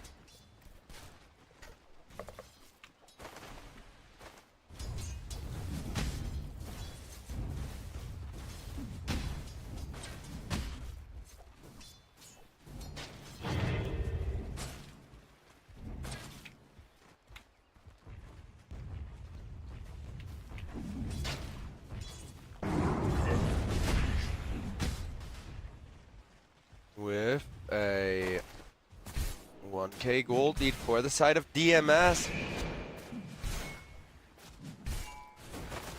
DMS, they don't need a first blood necessarily to snowball, though it is helping them. What they mostly need is this Wind Ranger and Nature's Prop to keep pressure up on Yowai, who are gonna try to kill him, but Sven too strong. Saves the Shadow Fiend and ooh, power shot, just barely off the mark.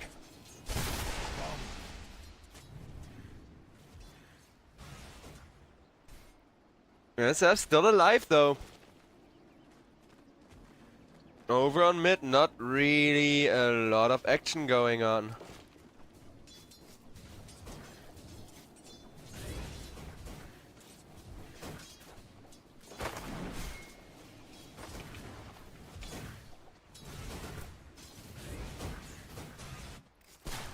Blacko getting just that little bit bullied.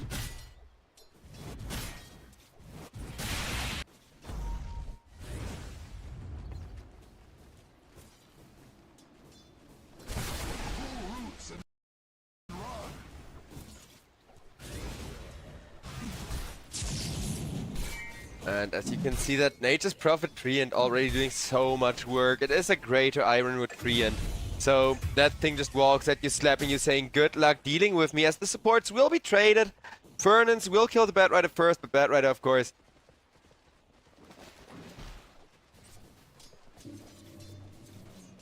getting themselves a nice little kill.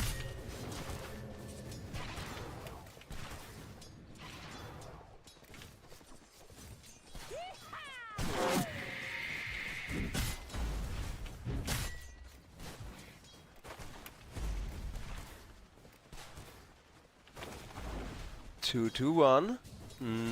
Things quiet still. I'm just waiting for the first rotation of the game, because I'm kind of on the edge of my seat to see, is it gonna be the Void Spirit just leaving the mid lane, or will Mellow Jewel in 2 levels do some magnetize stuff, because it is just 2 levels.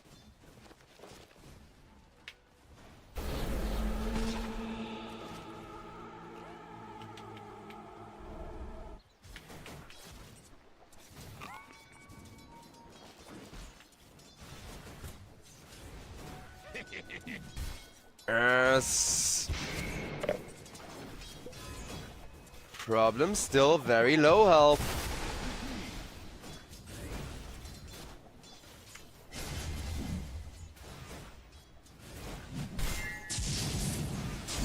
As Nature's Prophet will get killed off.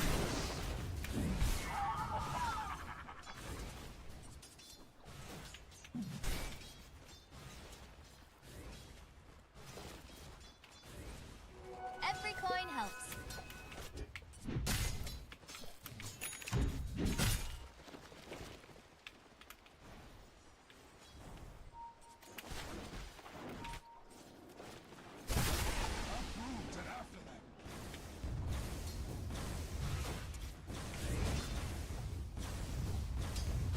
As over on bottom lane.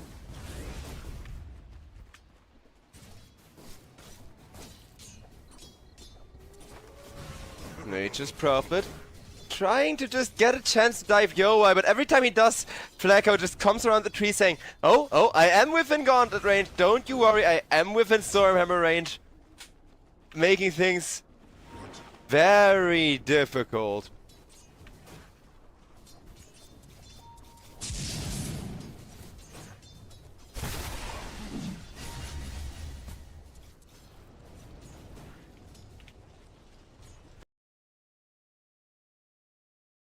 As Yowai will be the one caught first. Ike with a nice flame break, still alive. He will eventually go down, but that will cost him their Sven. So a huge 1 position, as well as his 5 going down now. DM has this bottom lane with Dachau doing solid work. The Nature's Prophet has at least died once, kind of giving them their breathing room back. Dire structures are Mid lane, more things are happening, as it will be Niche gone on, but Niche very much able to still hold his own with a beautiful shield. 2-man magnetize though will keep going and going. The tower is under attack. It will fall like a ripe apple.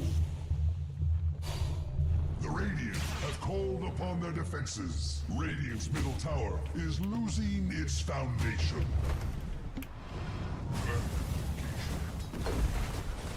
Radiant's middle tower is under attack.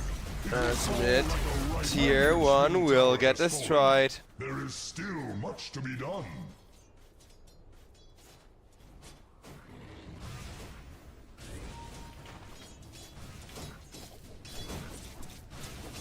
Dire's bottom tower hopes for aid.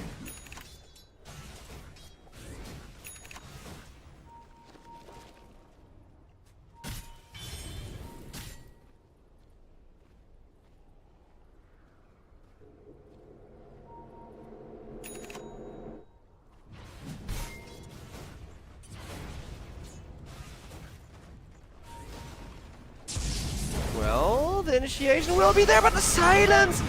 The silence from the Earth Spirit came first! Oh, this is gonna make things difficult. Can they? Nope, they can't even get Ike anymore. Oh, that was such a good initiation with the SF in position for 3 raises. And then the Earth Spirit just goes, nope, shut up, you do not get to talk. Beautifully done there. Split second initiation.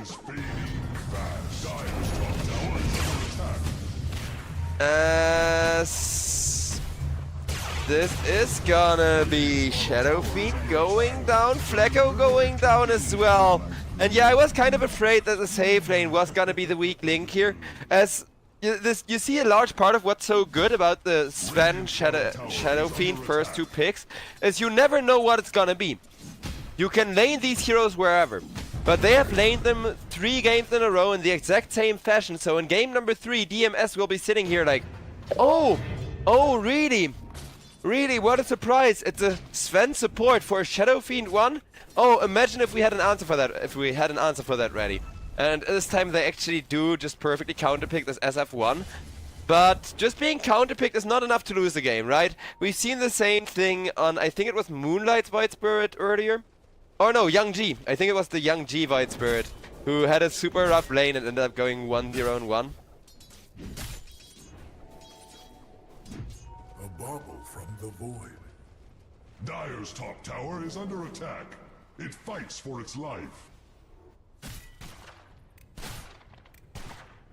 It fills me with nothingness. Earth's bounty. 3k lead for the side of DMS.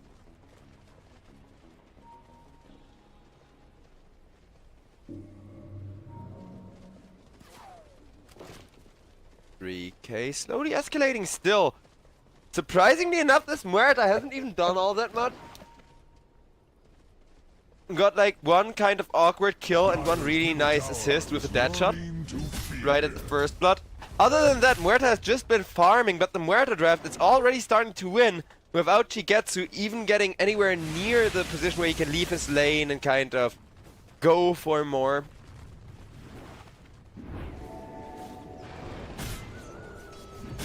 But with that Magnetize and the Illusion Rune, well, we are gonna see some action over on the mid lane. Radiant's top tower is under attack. It shall encroach no more. Also, I should call this out for chat just to make sure. So, there is another EPL tournament going on right now, and we will give them a host once this one is done. Because people are coming into chat now looking for EPL America. That's our other league. We have a little bit of overlap today, because today is just very long, very kind of methodical games. Though I don't mind in the slightest. It's been very entertaining getting to watch all of this. As it will be a 4k gold lead. Very, very soon for DMS. Radiant's bottom tower has fallen. Dire's top tower is under attack.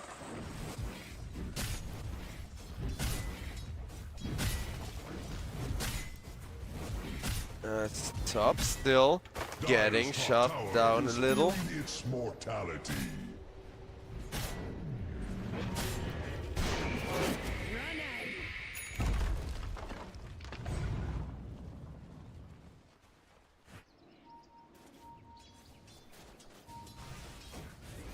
No tower out of that one. Centaur Warrunner does have an ultimate available though. So if Hryvnia need to speed up a teamfight desperately, they can press R on that and do catch up. For now, however, Stacks will be taken down instead, which is gonna make for a huge gold swing instead.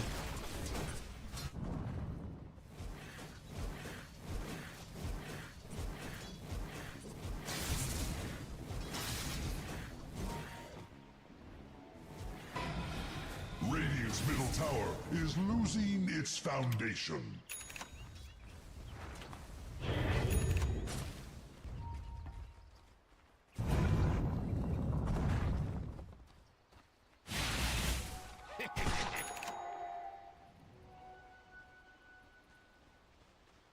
Elite continuing to develop, but oh, Bad Rider, he has an idea that he knows he has vision. They have vision there. He has been trying to de-ward 3 times. Because if you look at bottom lane, look at where the wards are. Look at how many wards there are in the bottom jungle. The bottom jungle has eyes as Bad Rider, just kind of trying to de-ward everything, but there are so many wards he simply can't.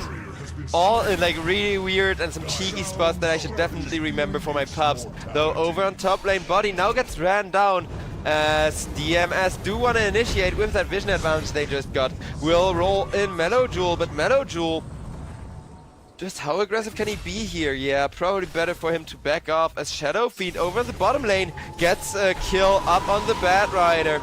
And will try for another one, but not quite connect. Dachau on the Nature's Prophet went for a Maelstrom, so even the Nature's Prophet will go himself. Will let himself go farming. As Wind Ranger over on the top lane getting killed off by a Sven stun. Gale can snuff the flames.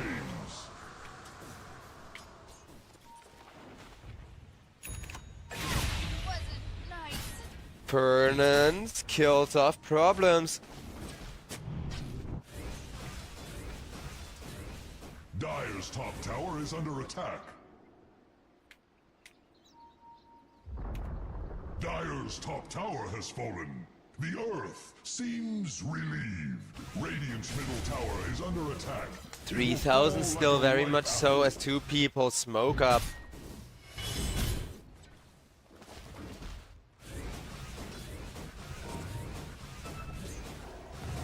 Haste.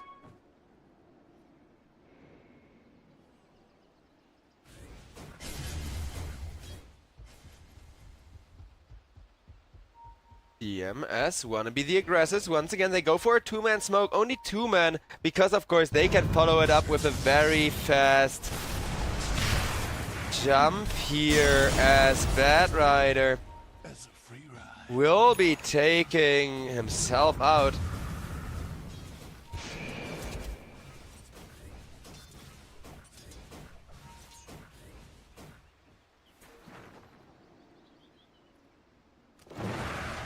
$2K lead only, but more importantly, this is gonna delay DMS, because DMS, I'm not sure what the timing is that this Muerta is looking for Shigetsu.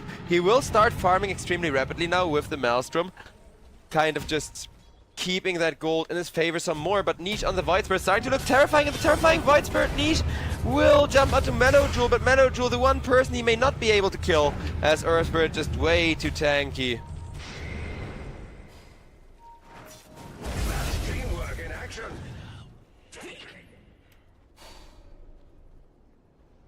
As I killed off by Yoi once again. Maybe Yoi can repeat the previous game on that SF of his. 4-2. DMS still maintain a small gold lead, but Yoi is popping off. Sven maybe not having the best time here, will have to try very hard to keep the Shadow Fiend alive with the armor, with the extra shields.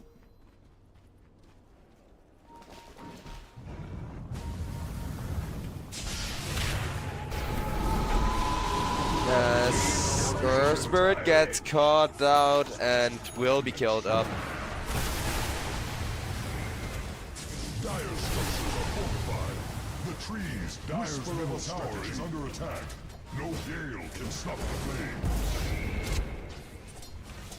Dire's middle tower As the mid tier 1 will get torn down. Dire's middle tower has fallen.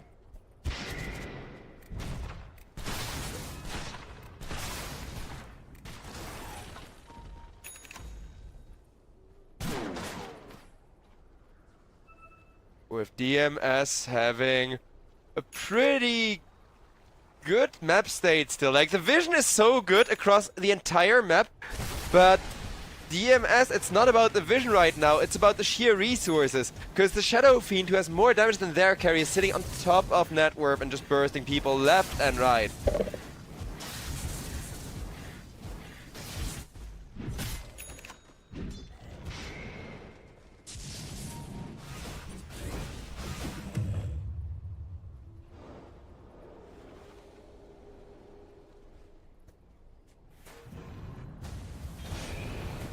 Centaur over on the top lane will get caught up with the laser, will get himself killed off as a counter jump comes onto Melojoul, but he gets to on the Muerta, finally starting to do something. Okay, they will be able to kite the Muerta thanks to Rubik hitting her with her own spell. Huge little backup there as well, as the calling is just so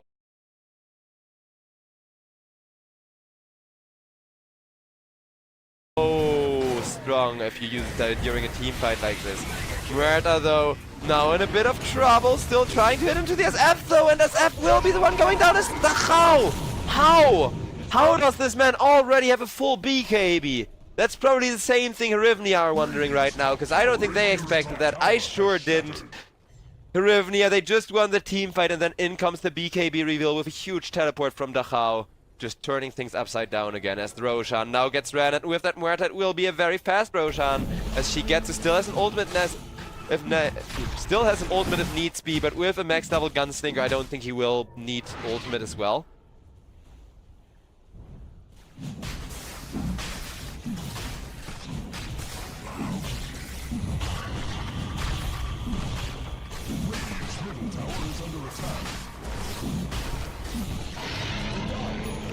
As the Aegis will get picked up by the Muerta.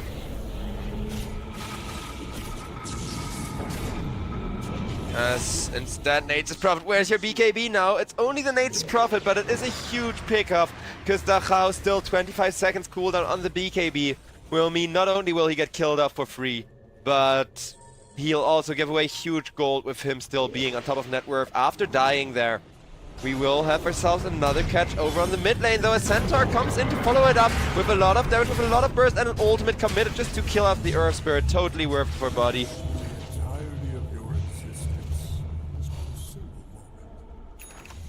Tower is under attack. It fights for its life. Bottom tower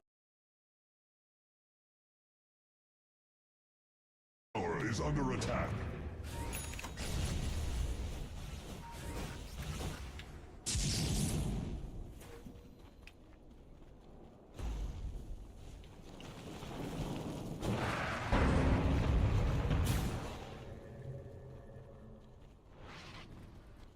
UK still, with Muerta having quite the favor.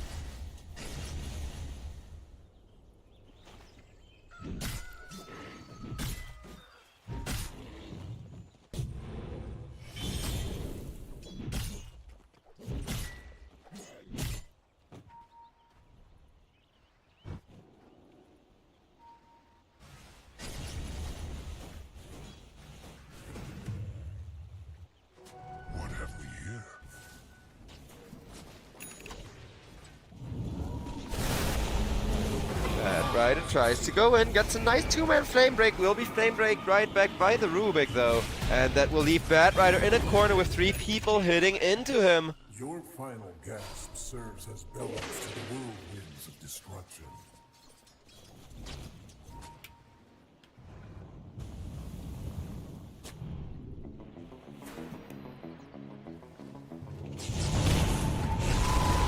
As Sven with the Shadow Fiend trying to set up onto Melojoul. Melojoul quite tanky, but is he this tanky?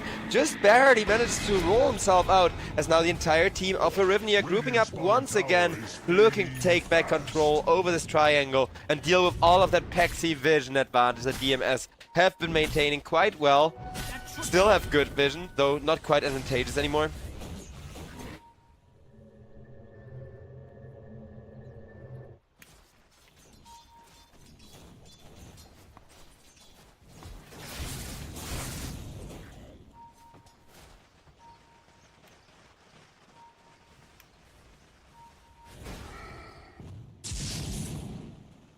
Four-man smoke up from the side of DMS with Nature Buffet, of course, being ready to teleport in at a moment's notice. They will just go looking in the bottom area for any kind of juicy kill. Will end up finding Fernance. But there's the one they've actually been looking for, the Centaur War Runner. He was just trying to find a good spot to kind of sit it out and TP, but just during his TP attempt they will find him, stun him up, kill him off. Rough one, as now Muerta can hit the bottom tier 2. And I was not expecting this Muerta to do anything. She has 0 stacks right now on her ultimate kills. But Shigetsu has so much gold that I think he's really hoping somebody fights into him while he still has a minute on that Aegis remaining. So that he can get some of those ultimate stacks right now. Radiant's bottom tower is under attack. Structures are fortified. The stream dire structures are fortified. Radiant's bottom tower is fading fast. Spot. Radiant's bottom tower has Tier fallen. 2 will end The up battle going down. begins.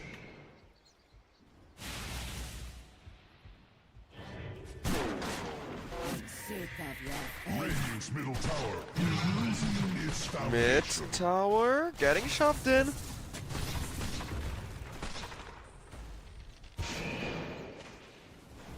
EMS though. That's kind of the problem with this draft, right? They have this Muerta and they kind of need the enemy to run at their Muerta for Muerta to be maximum effective. And while the Bat Rider and the Earth Spirit can kind of force you to do that, to step out of position by being punched or being, you know, dragged away. The setup is most definitely there.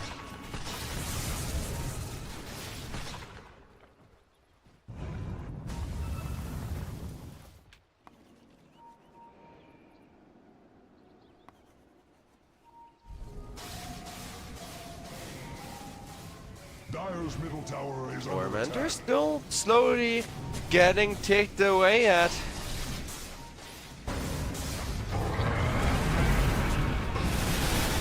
As it will be the Void Spirit getting killed off by the Shadow Fiend as Ike goes down to niche and problems. Well, it's only a matter of time till they can give him some problems. DMS once again going down left and right as their hugely fat Muerta simply not good at fighting around these weird spots. Nature's Prophet will do some split pushing, force somebody to defend bottom lane and cut some creeps, but that will still leave the Tormentor open for grabs. As for the first time in a while, Hryvnia get the gold lead back in their favor, though a beautiful Muerta Fear will put Void Spirit out of position. It's still not enough to keep Shigetsu alive. Maybe at least the Nature's Prophet, but nope.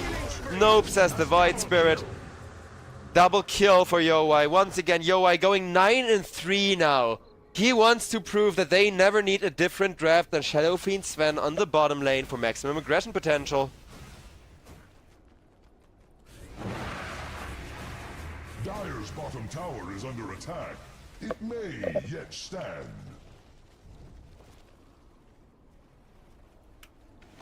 Dire's bottom tower is under attack.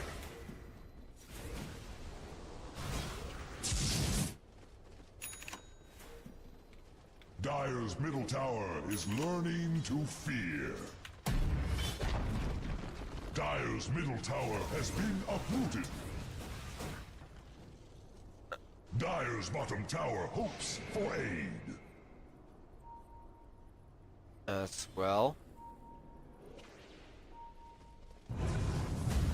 Earth Spirit rolls himself away past 3 people breaking their smoke. Everybody will have to get themselves away as Meadow Jewel stacks like nothing happened, rolls out of there. Bye bye guys, he says. Very nice getaway. Though this Muerta needs to come online soon. Well, Muerta is online, except that they can't keep people in a spot where Muerta can actually hit them, making things exponentially more difficult. Dire's top tower is feeling its mortality. The Dire's hide has grown thick.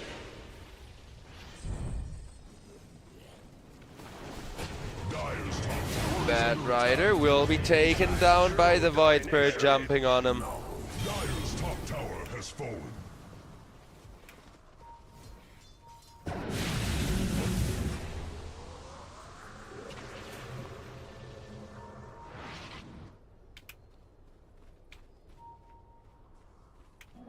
To restore Dire's top tower is under attack. It fights for its life.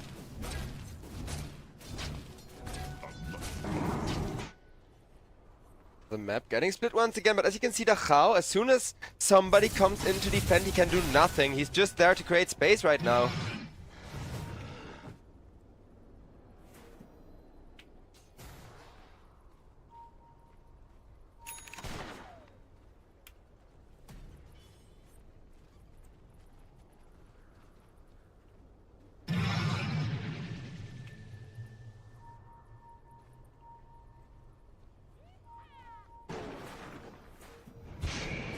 2 BKBs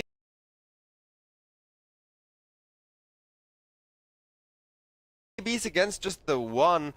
So even with the current lead being 80-20 in the favor of Hryvnia, according to most sites, the win rate should still be very, very close here actually. Which I find slightly weird. But I guess this Roshan may be a big difference maker to kind of actually allow SF to start hitting objectives. Then again, objectives are exactly why the win rate still says there's a significant chance of comeback for DMS. Because Muerta, of course, theoretically scales indefinitely, but also she still has a tier 1 tower on the bottom lane, just kind of making space to keep this big and scary Yowei SF off her back. Because one thing that I've learned to respect Yowei for last game is he goes for the late BKBs, he delays that as much as possible, and only buys it when he really, really needs it.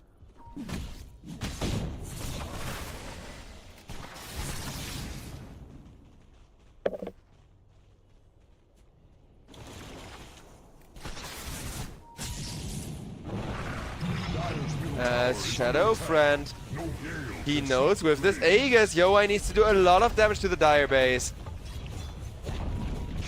Dire's middle tower has fallen.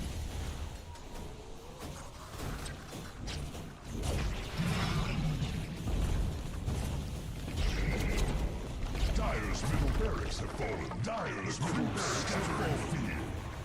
Radiant structures are fortified. What is the measure of power? As the second tower will be taken. This will be 2 lanes of Rex at this rate. Though keep in mind, Dachau still very much gets a tier 3 for that. The Nature's Prophet is just split pushing, accepting the sacrifice of these barracks. But, well, Nature's Prophet is trying to challenge them to a base race. The rest of his team are trying to defend. The roll, however, misses, putting Earthbird in a bit of an awkward spot as SF will at least immediately be forced to BKB, but the SF comes in with a bajillion damage, activates his BKB, and then just walks away like it's nothing. As the Centaur War Runner will die for that one. They will still catch the Meadow Jewel mid lane Earth Spirit.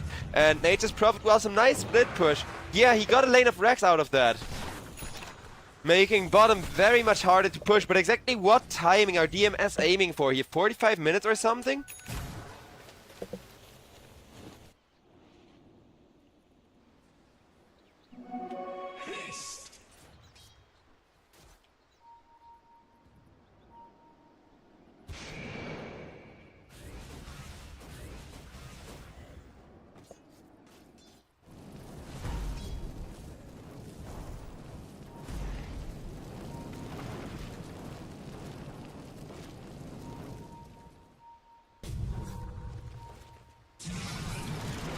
And the initiation will find a Sven!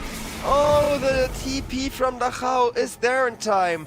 Nice one though. The one they're looking for is Yowei with 2-minute Aegis, as Yowei will get knocked straight back into the damage of the wind rate, will be forced to walk away, locked down and killed off the first time. Nature's Prophet trying to manfight the Rubik, will be rudely interrupted though by Void Spirit, I mean. With Void Spirit now having to activate his BKB though, and Centaur War Runner not being there, now having an ultimate. He will instantly press that ultimate, but that's the next mistake. Oh no. Hryvnia, did they just tilt and lose the game? Because that one ultimate from the Centaur War Runner, it should have been saved. Imagine if they wait till the enemy is near the base, buy back like 2 heroes, but press a Centaur War Runner ultimate so everybody can come out of the fountain instantly and the buyback isn't telegraphed, right? Radiant's middle tower is under attack. Radiant's middle Mid tower lane has collapsed. will get destroyed. See the Radiant's high tower surely. Their defense, Radiant's bomb has grown thick. Radiant's middle tower is under attack.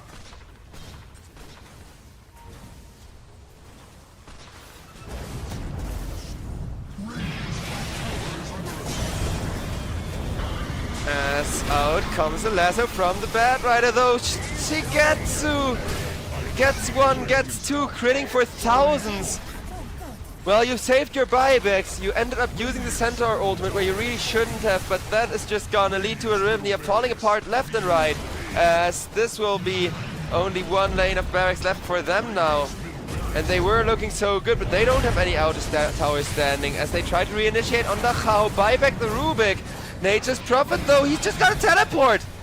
What a tank! And people say, oh, Nature's Prophet's not an offlaner, how can he tank? Well, this is how he can tank with a BKB, as Niche is getting kited. Mellow Jewel will be caught, but a nice two-man stun from the Wind Ranger for at least a good chunk of poke damage once again. They are just trying to finish off the mega creeps in the enemy base with the Nature's Prophet forcing so many TPs back. Ooh! Void Spirit was not kept from TPing though, so the Chao may actually end up going down.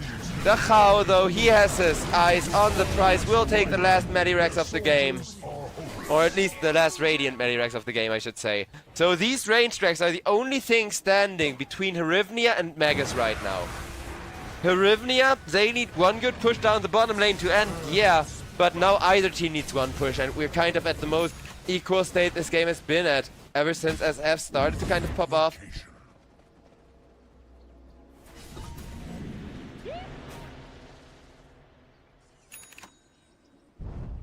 As now SF, you've missed your critical timing.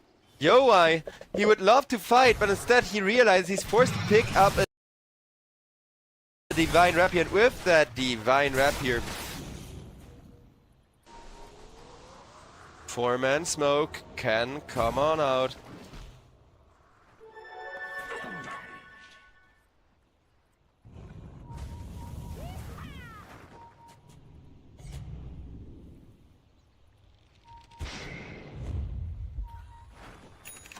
As the smoke comes up the high ground, Wind Ranger gets caught, gets stunned. Shadow Fiend still hitting hard with an amplified damage rune, but not quite hard enough. As out of position goes the center of War Runner, but not quite far enough for him to actually die off. As in comes a jump from the Void Spirit. The one guy doing all the work here, Niche.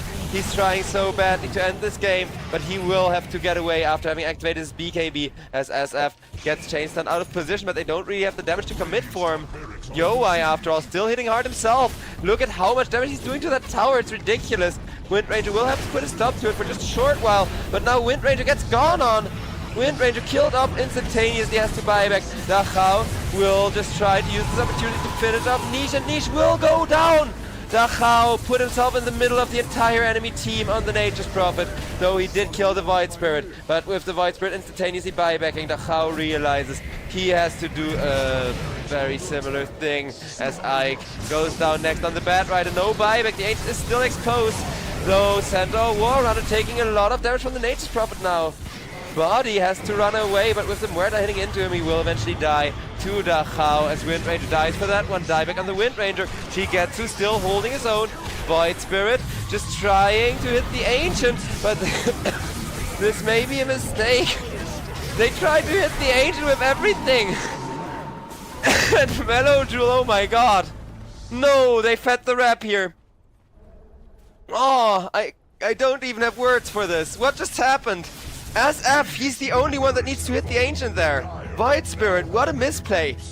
He tried to hit the Ancient, he tried to end so badly, but he should have just let the SF do it while Void Spirit still fights people, so they don't really notice every other SF hit going into the Ancient. Oh, Niche, he has been the MVP of this game all game, at least from the side of Hryvnia. Keeping them in this game, making all the space their carry needs to farm.